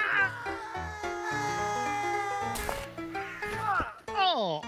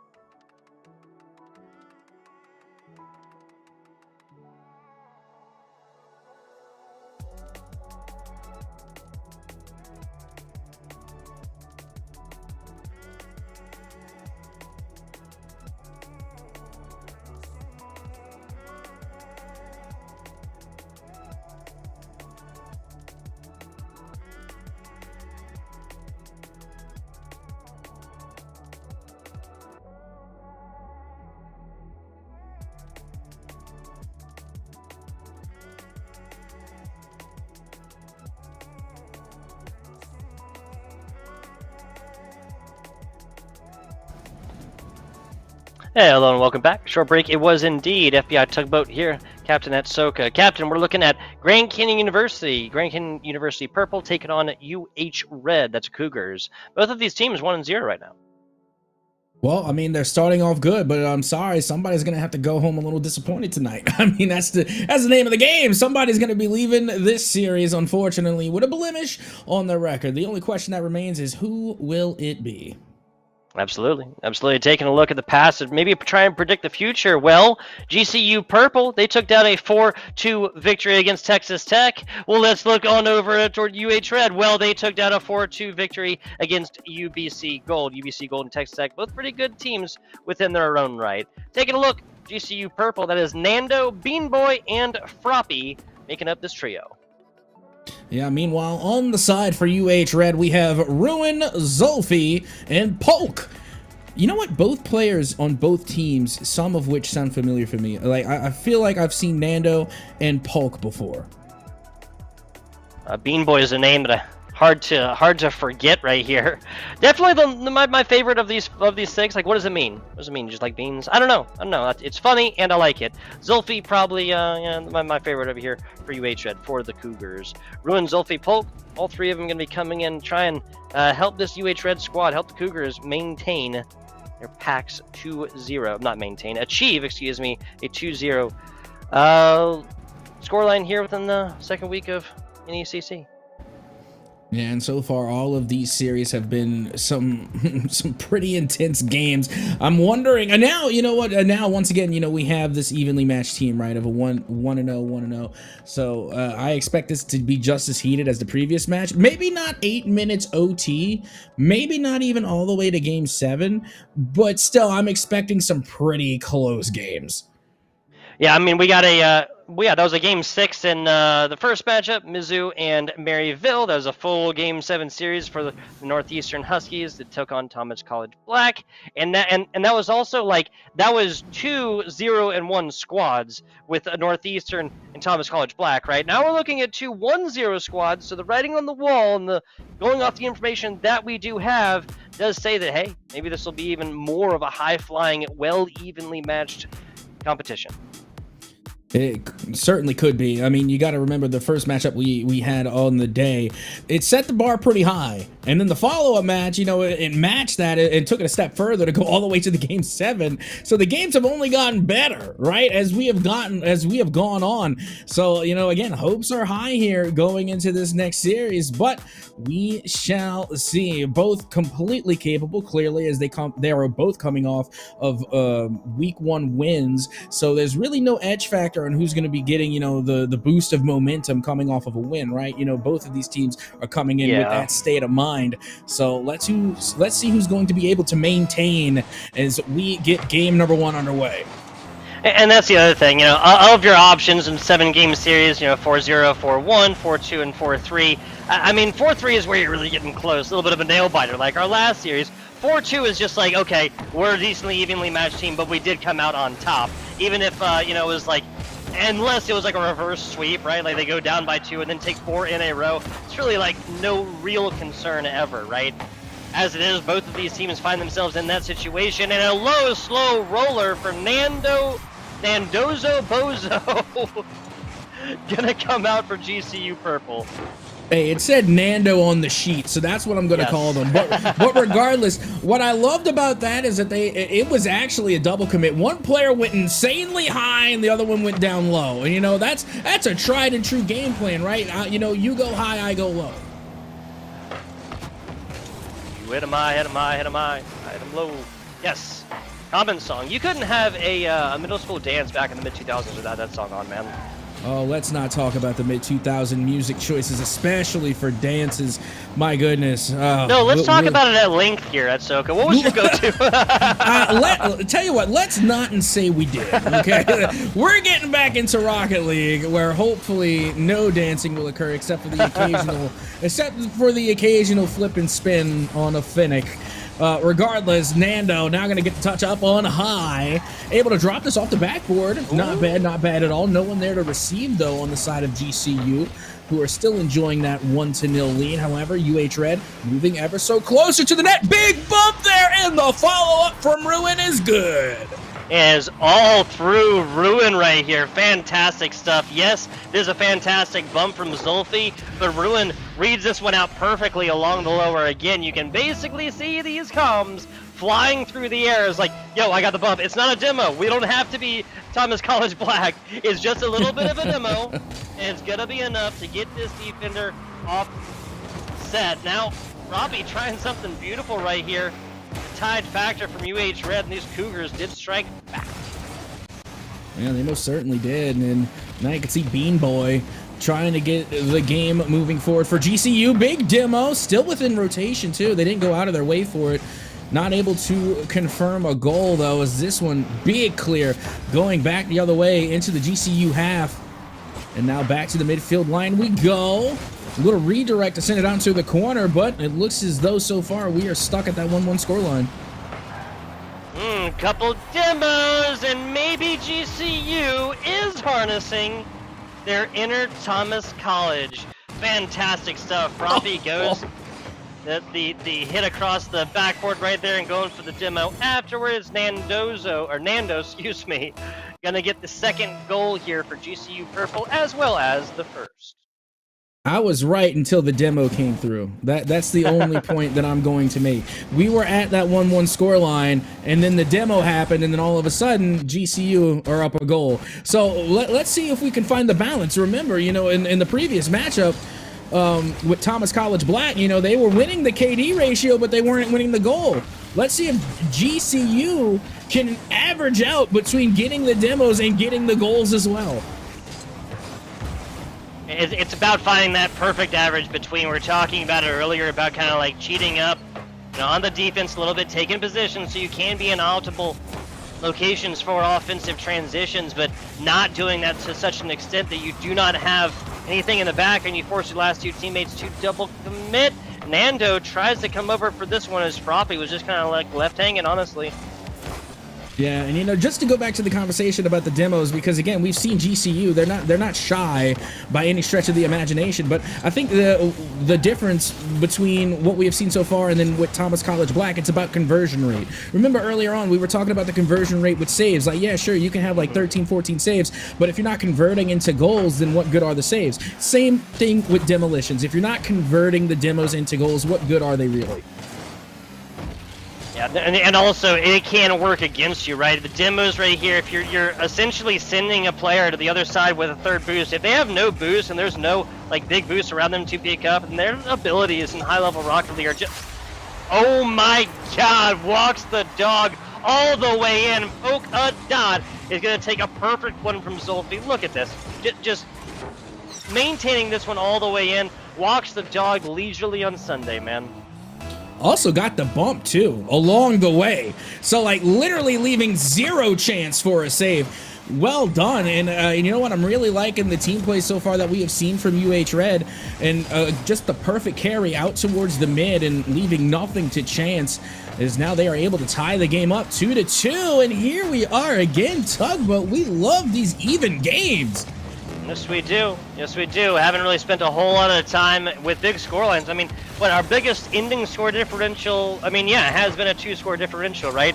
That was a 1-3 in the Mizzou-Maryville matchup earlier, and that was a 2-4 in the Northeastern Huskies and the Thomas College squad earlier. So the name of the game has been one-score differences, and that is ringing true here again for GCU Purple and UH Red. Yep, now out and towards the side, looking for that pass out of the corner. Not going to be any good. Only 30 seconds left to go. Don't tell me we're going for another game 1 OT. Another 8 minutes. 8 minutes. Oh, the demo! And off the upper 90. The play was there, the demo was there, but the shot once again was just a tidbit too high. Just a tiny, tiny little bit. Now, is that the difference between a demo and a bump, right? Because a bump just gets them out of the way. A demo yields the cloud and not really a lot of offensive capabilities to put that thing where it needed to be. Oh yeah, the ever so fabled smoke screen, as it were. Again, it can be your best friend or your worst enemy, much like demos themselves. As now big opportunity here. Will catch their own pass, but no, Polka Dot able to get there first. And now back out towards the middle it goes. Scoring opportunity maybe as GCU Purple look to return the favor, but we're having a real back and forth to start off OT. Yes, we are. Yes, we are. The beginning of an 8-minute overtime right now. I'm calling it. I'm calling it. Solid shot right there, but all for naught for UH Red and the Cougars. Plays it perfectly. Nando with a hat trick in overtime. You see, I see what you did there. You deliberately casted Curse the 8-minute OT, yeah. so we wouldn't have the 8-minute OT. Now, you see, if you're not a regular here for the Rocket League broadcast, you may have missed it, but I saw what you did there. Now, GCU able to take the series and will go up 1-0. And what a way to finish it out. Nando with the hat trick to lead their team here. Well done. Shooting 3 for 4, by the way. Yeah, 3 for 4 with a save to boot. Nando doing everything and a bag of chips. Froppy coming in with a couple of assists as well. And this is what, a 5 shot attempts here for the losing squad in game number 1, UH Red in overtime, and 8 for the other side. This is the beginnings of shot differentials you can't allow to thrive and continue on right here, but it is nowhere near like the 3 or even 4 times differential we saw in some of the previous games. Games that would ultimately end up in series that ended in game 6 or game 7. So take that for what you will, I guess. Oh. Yeah, well, still have plenty of Rocket League here to play, but gotta say, not disappointed so far in this series. Again, we said, this was going to get close, as all of our games have been throughout the night, and no team has disappointed us yet. Again, we're starting off game number 1 with the OT, going straight into overtime. Wasn't 8 minutes, but we still made it to extra time. So again, I'm expecting quite the series moving forward, but now I want to see if we could possibly see UH Red come back and even this up, because you got to remember, the past 2 series, it started with a 1-1 even score line in the series. The first win went one way, the second went the other. Very important to remember. Very important to remember wherever it started. These longer series can be undone across the middle of them, even starting in game number 2. Ruin fun and a little bit of a demo right there to stall the offense. Stalling offense, that's not what GCU is known for. Almost gets to it as Froppy and puts this thing inside. Nando coming off the hat trick is another shot attempt earlier. That flick off the wall was mean. They were able to get so much speed there, and I think Nando is considered locked in at the moment. Bean Boy almost locked in on that goal, but I'm liking the amount of aggression that's coming out from Nando right now. Looking for that bump. Cheeky, but not so sneaky, GCU. UH Red saw that one coming. Yeah, it was fast, but you still saw the intent in quickly. It was malicious. And quickly get it out of that one. That's easier than it should have been. And then a double commit on the offense. GCU Purple, until Nando gets there, had nobody back, and Froppy is going to have to play ball and then pays for it with their 3-second life. Or their respawn life. You get what I'm saying. Yeah, no, I got you. And you know what? Interesting enough, on that last demo, Zulfi actually got it off the wave dash too. It wasn't even like, full boost into the demo. It was just simply a well-placed wave dash that managed to clear the way there. But here we are, a minute and change, minute 40, and we are tied 0-0. As you can see, GCU Purple just having difficulty getting one to go, as that one was nearly there, but Zulfi gets the save. Nicely done. Doesn't look like GCU Purple is done yet, though, as after a nice cut across the middle, yields this ball in the UH Red side of the pitch again. Nice corner play here. Gets it to the teammate. Got to spread this pitch like a little bit more. Nando comes up, and it's at 50 going the way of UH Red. Ruin flips up for it. There's just way too much momentum going the other way. Centered up right now, but can't quite make a play onto it. Are the Cougars now, as both teams just fighting tooth and nail for the first goal in this game. All right, now I'm going to need a reminder, because it has been a long night of Rocket League as that one goes up high. I honestly thought they would have the shot there. It felt like they had the defense beat, And, you know, if they just put that, you know, somewhere lower or upper 90, I felt like that coulda, woulda, shoulda been a goal, but who knows? Who knows? Maybe they saw something I missed. Shoulda, woulda, coulda, been a. That's the name of my Rocket League games here. We have not seen a single shutout so far across all of these games so far. 6-game series in the first, 7-game series in the second. This one shaping up to be another well-rounded match. Absolutely. As you can see, once again, GCU Purple spending a lot of time in the UH half. I gotta say, this is getting a little uncomfortable if you're on the UH red side of things, as this one's going to scream across the pitch, literally from one end to the other. Bean Boy gonna be going up high. Doesn't have the juice. They couldn't follow it through. Nando's gonna try and take a turn. Does have a little boost to work with, gets the cross, but that 50 falls in favor of UH Red, and here comes the counter-attack, as that one will go off the save from Nando. Yeah, they'll try as they might. No first score in this series, or in this game, excuse me. Haven't quite yet. Now, this is definitely the longest we've gone without scoring so far. Definitely 100%. 3 minutes, 45 seconds. Yeah. You know what, I'm going to go ahead and I'm not necessarily make a prediction, but one thing that I've noticed is that it has literally just been all gas from both teams. Fast pace, fast pace, fast pace, fast break, interception in the mid, and Bean Boy scores first. Wow, so about 60 seconds into the classic 60-second drill here for the Cougars, as this is just a random angle that very few people could have ever predicted. Again, it was literally just all gas and no brakes for both teams. Eventually, one of them was going to find the opening. And you know what? Honestly, I feel like the first team that, you know, decides to take control of the pace of play is going to get the advantage, because when both teams are just going all out, all speed, it really leaves no room for anticipation. You kind of know what they're going to do already. They're going to go and hold the W key. They're going to hold forward. They're going to hold boost and go for the ball. But I think the first team to really slow things down and start controlling the ball and the pace of play is going to get the advantage in the end. And there was no such thing happening in this game number 2, and that's definitely the nail in the coffin. We have, let's see, 5 total GCU Purple scores, and one of them does not belong to Nando. How about that for an offensive performance? Excuse me. I didn't expect that pinch to go in, but there it goes. And right now, in my own head, I'm trying to debate myself if we can consider that a Cookser pinch. But again, it's tough to say. And again, I'm dating myself here, because that is literally like Season 1, maybe Season 2 RLCS Rocket League. Froppy, out of nowhere, from inside of their net, gets the bicycle save just to say, you know what, we're not even going to give you one. You're going to take this. You're going to take the first shutout of the night.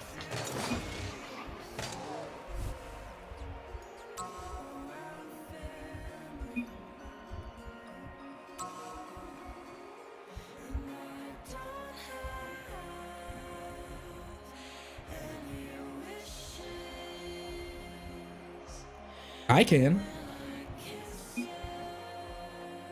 Oh, unfortunate. Sorry, I think we may have lost Tugboat there. We're getting back to the action. As a matter of fact, I can hear you. Yeah, I have always been able to hear you. Can you hear me? We're trying to get them back now. Yep. All right. Good to go. Sorry about that, guys. No idea what happened. Please continue, Captain. Sorry. Well, I'm just glad that we have you back, FBI Tugboat. But also, I wanted to point out that I think not only did we lose Tugboat, but I think we may have lost one of the players because Zolfi disconnected. I'm not sure if they were able to reconnect, you know, but I did see that they unfortunately did disconnect. Hopefully, they will be rejoining soon. So they were going for a car change. We're switching vehicles. Fair enough. You know, I always had the saying that all roads lead back to the Octane. That's just my take, you know. But you know, don't get me wrong. I was Dami gang for a very long time too. But you have to acknowledge that the Fennec has all but completely taken over the role of what was once the Dominus.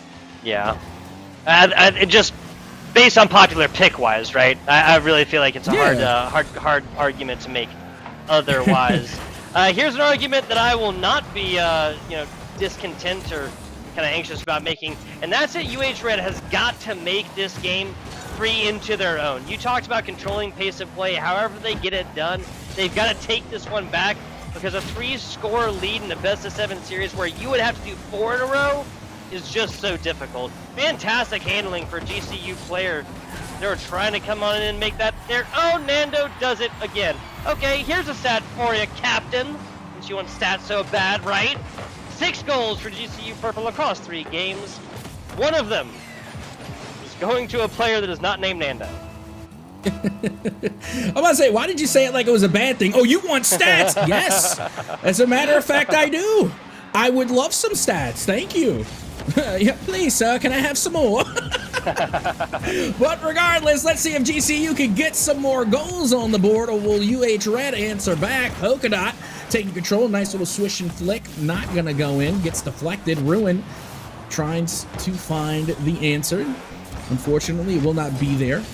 Zolfi now does get beat out. This one going all the way back here. 50-50, no way, Nando!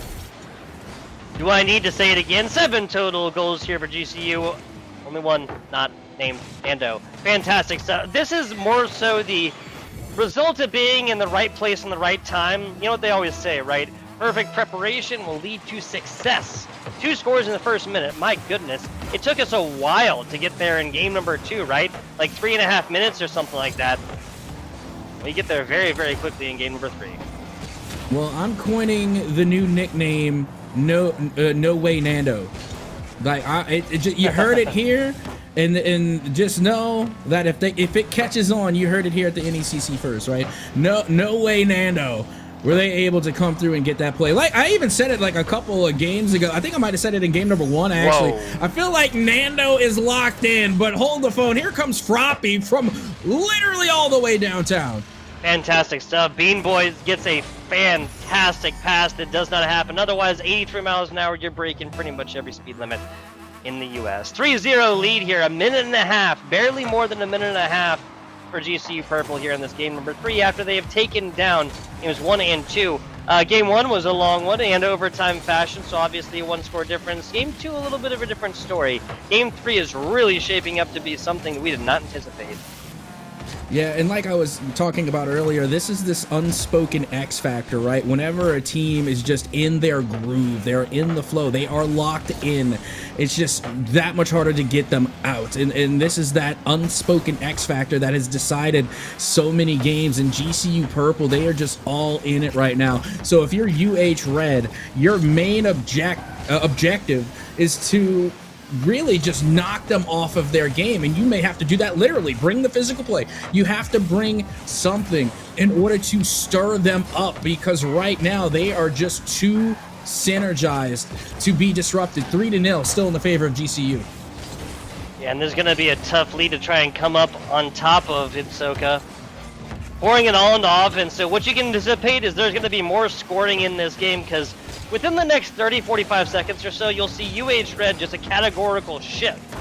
Because they have to put it all into offense. Because losing by 3, losing by 10, losing by 1 here at Soka, pretty much all this, not pretty much, it is all the same.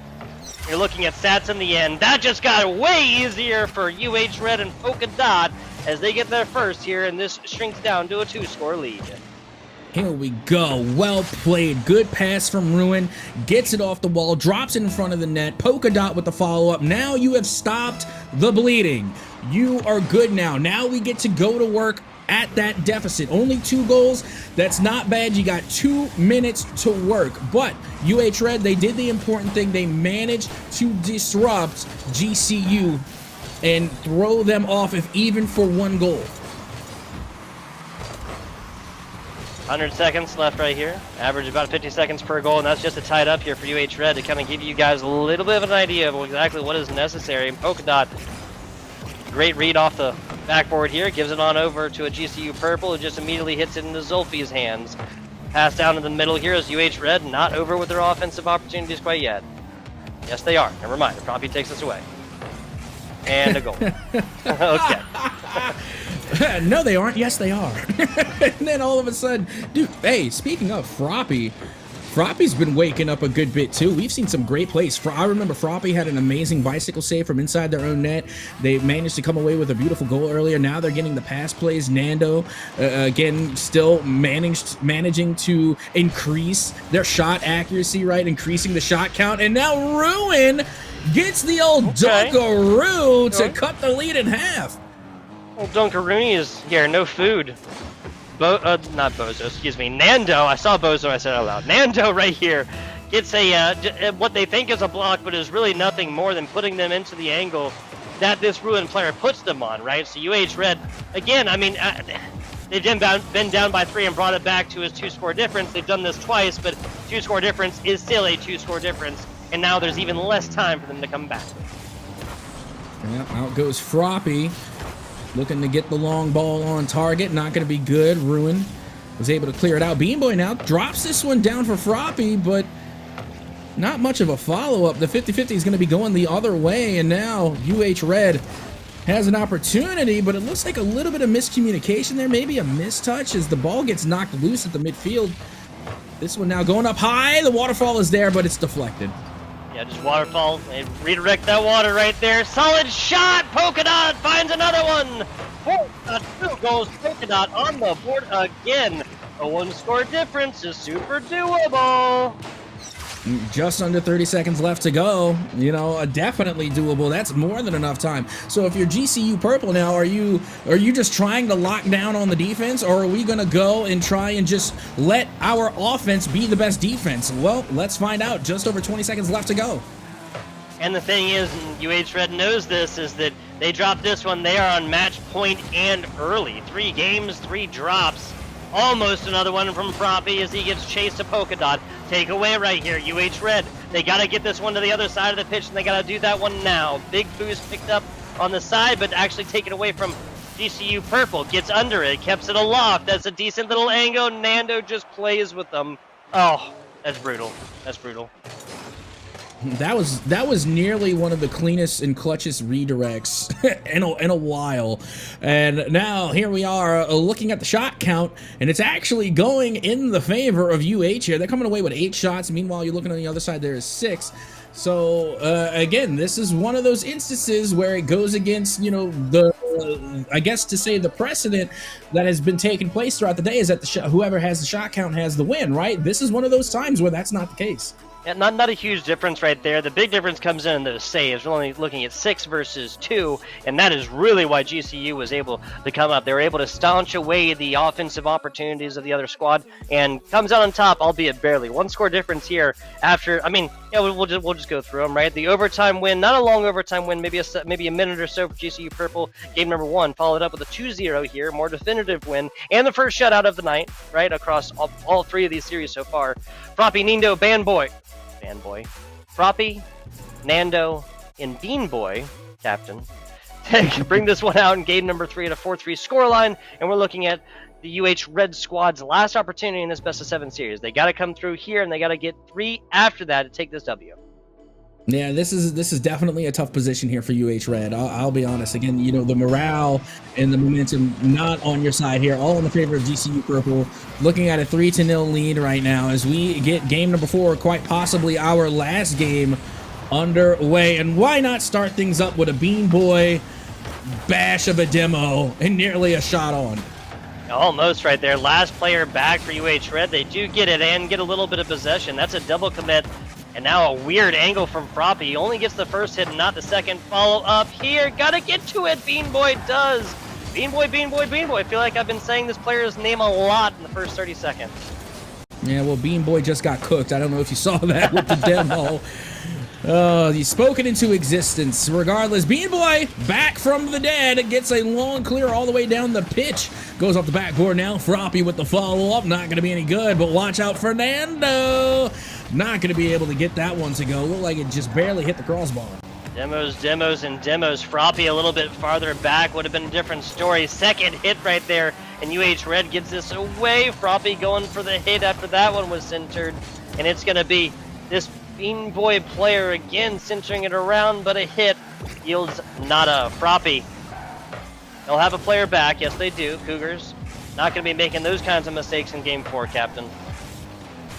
I mean, I'll be honest, this is looking rather reminiscent of game number 1, where everyone was just holding down the boost button the entire game, and it was just all speed, all boost trails the entire game. And now it's going to fall in the favor of Polka Dot, who is able to get the first goal here in game 4.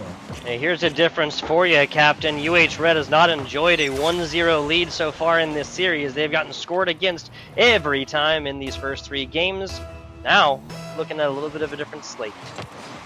And that's what you have to do. You have to pull that momentum back, and no better way than getting the first goal. And like you said, now for the first time in a long time, UH Red has the lead. So now the control has gone to them. The pressure is now on for GCU Purple because they're in an uncomfortable position. It's not very often in this series that they have had to fight back from a deficit. Now you are making them uncomfortable.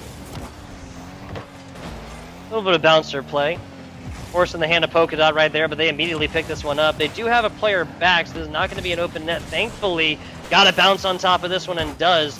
Bounce, pounce regardless. Long day, Captain. There's another centering shot. A demo there, and Zulfi with a dangerous angle does get to the other side, and that's a screaming ball that does not stop moving.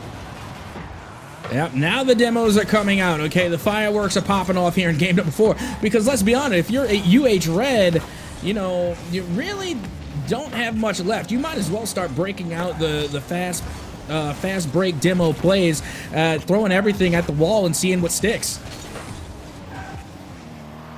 Hit right there.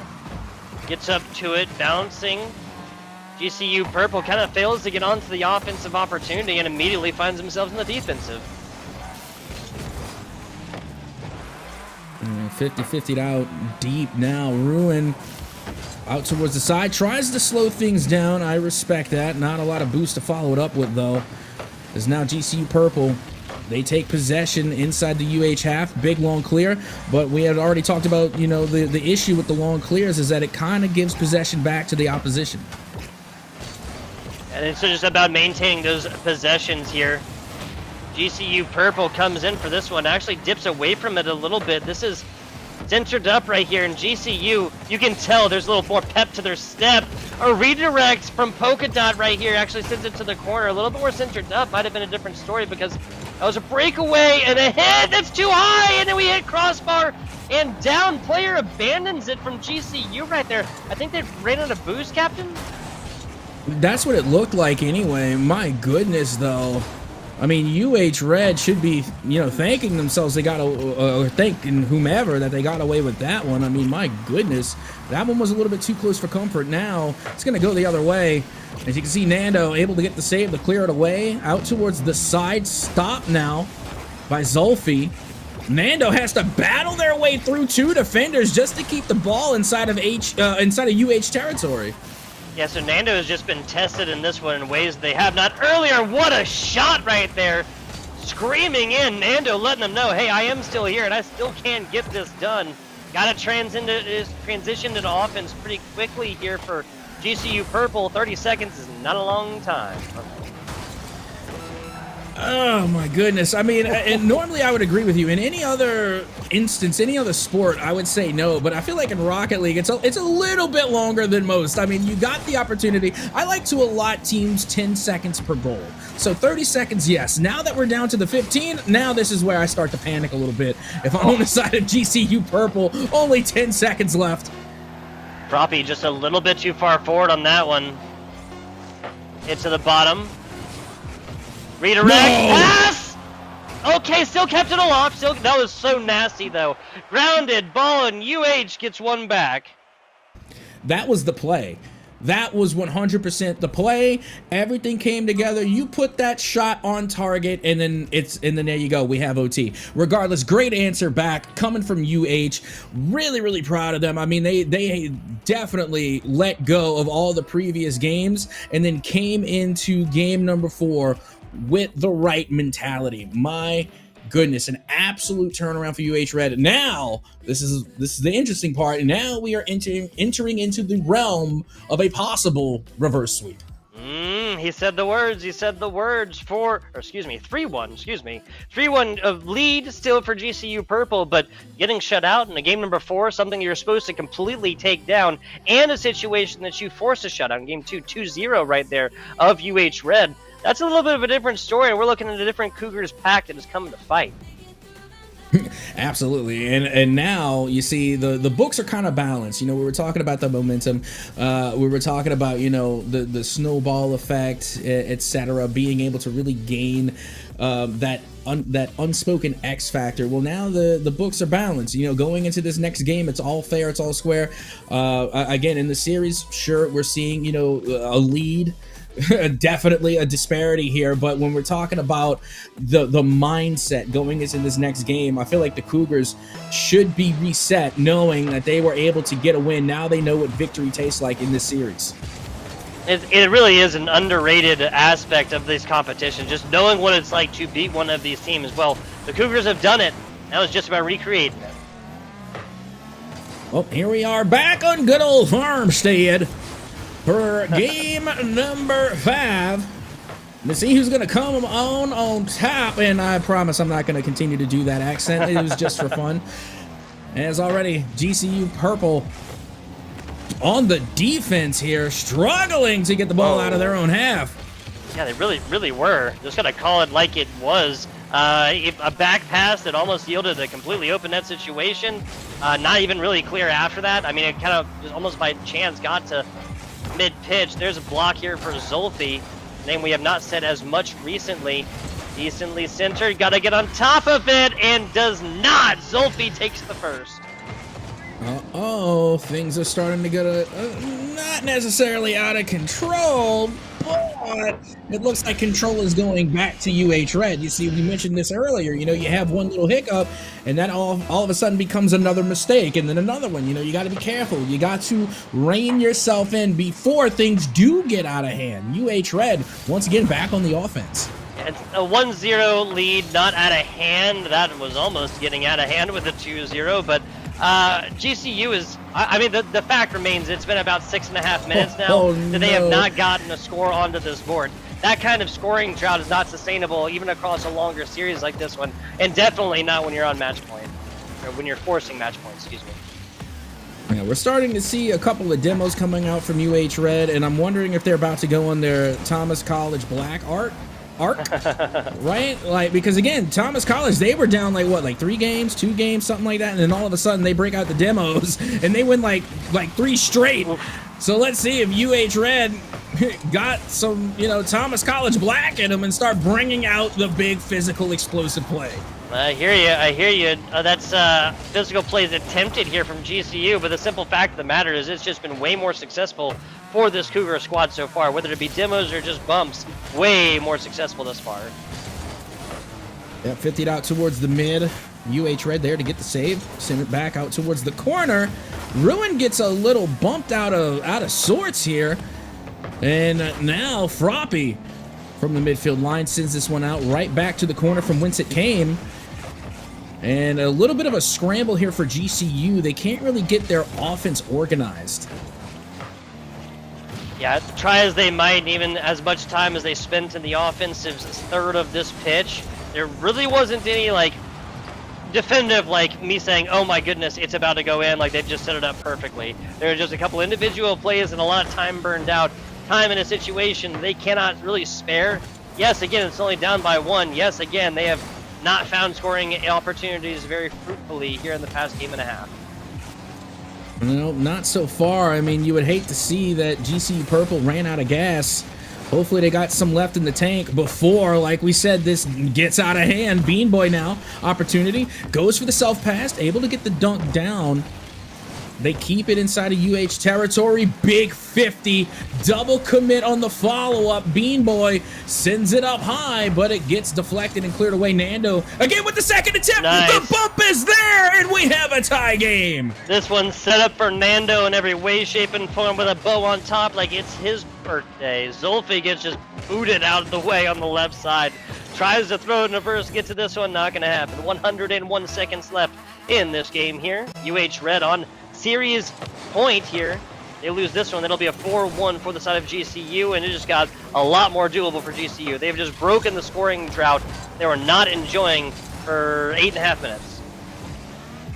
Well, now they have opened the floodgates, and let's see who's going to be able to pour it in as Froppy gets 50'd out towards the side. A nice touch there, gets deflected. Nando trying to answer back. Not a lot of boost to work with here as this one goes right back down towards the midfield. Froppy managed to get to the touch first.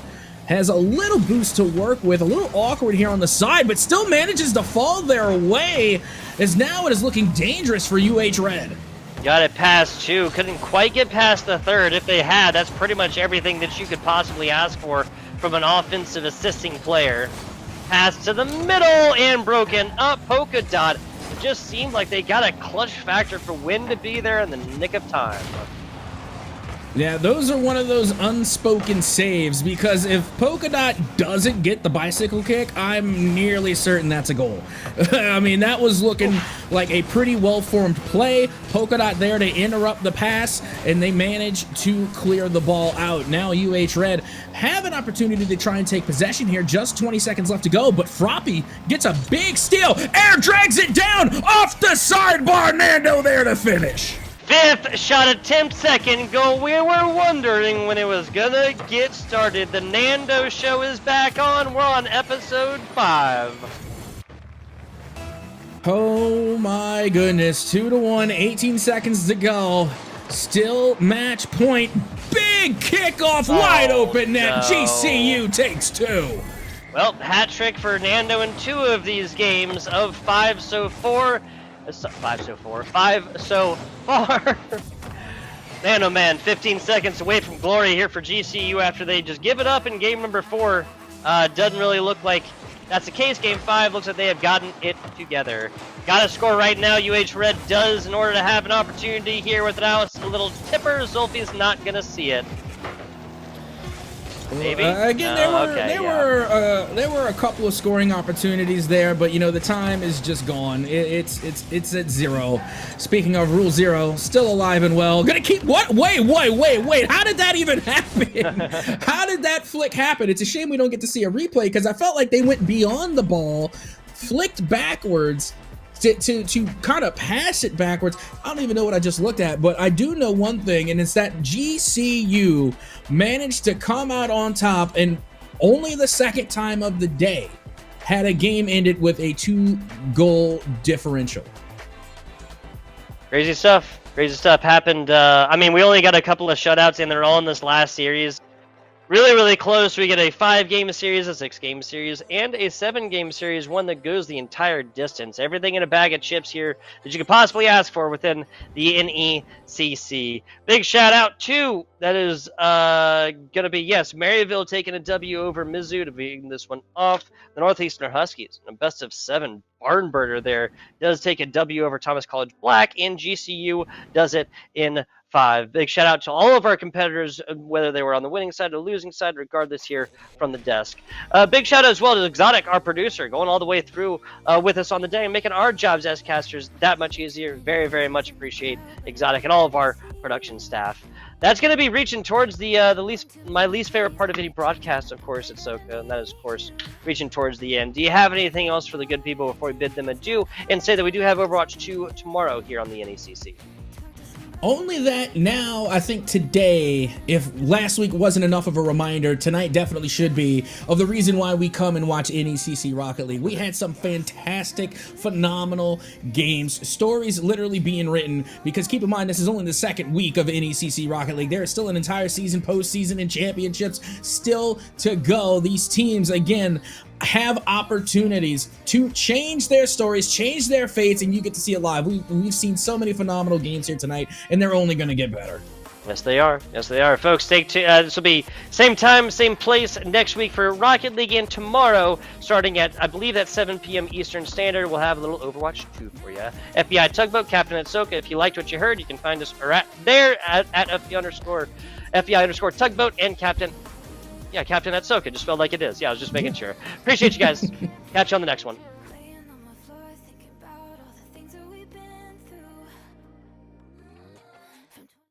What exactly is a meat substitute or plant-based jerky? Call me a meathead, but when I want a meat snack, I want real meat. The kind you find at Wenzel's Farm, and the only kind they use. Handcrafted in small batches and naturally hardwood smoked right here in the heartland of America.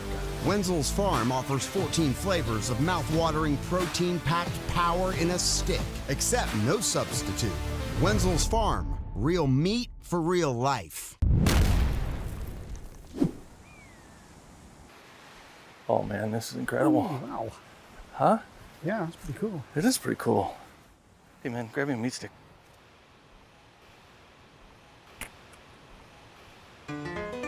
I think I can reach it if I just a little more. Just let me go a little. I can't. Just a little more. I almost got it. Careful! Oh God!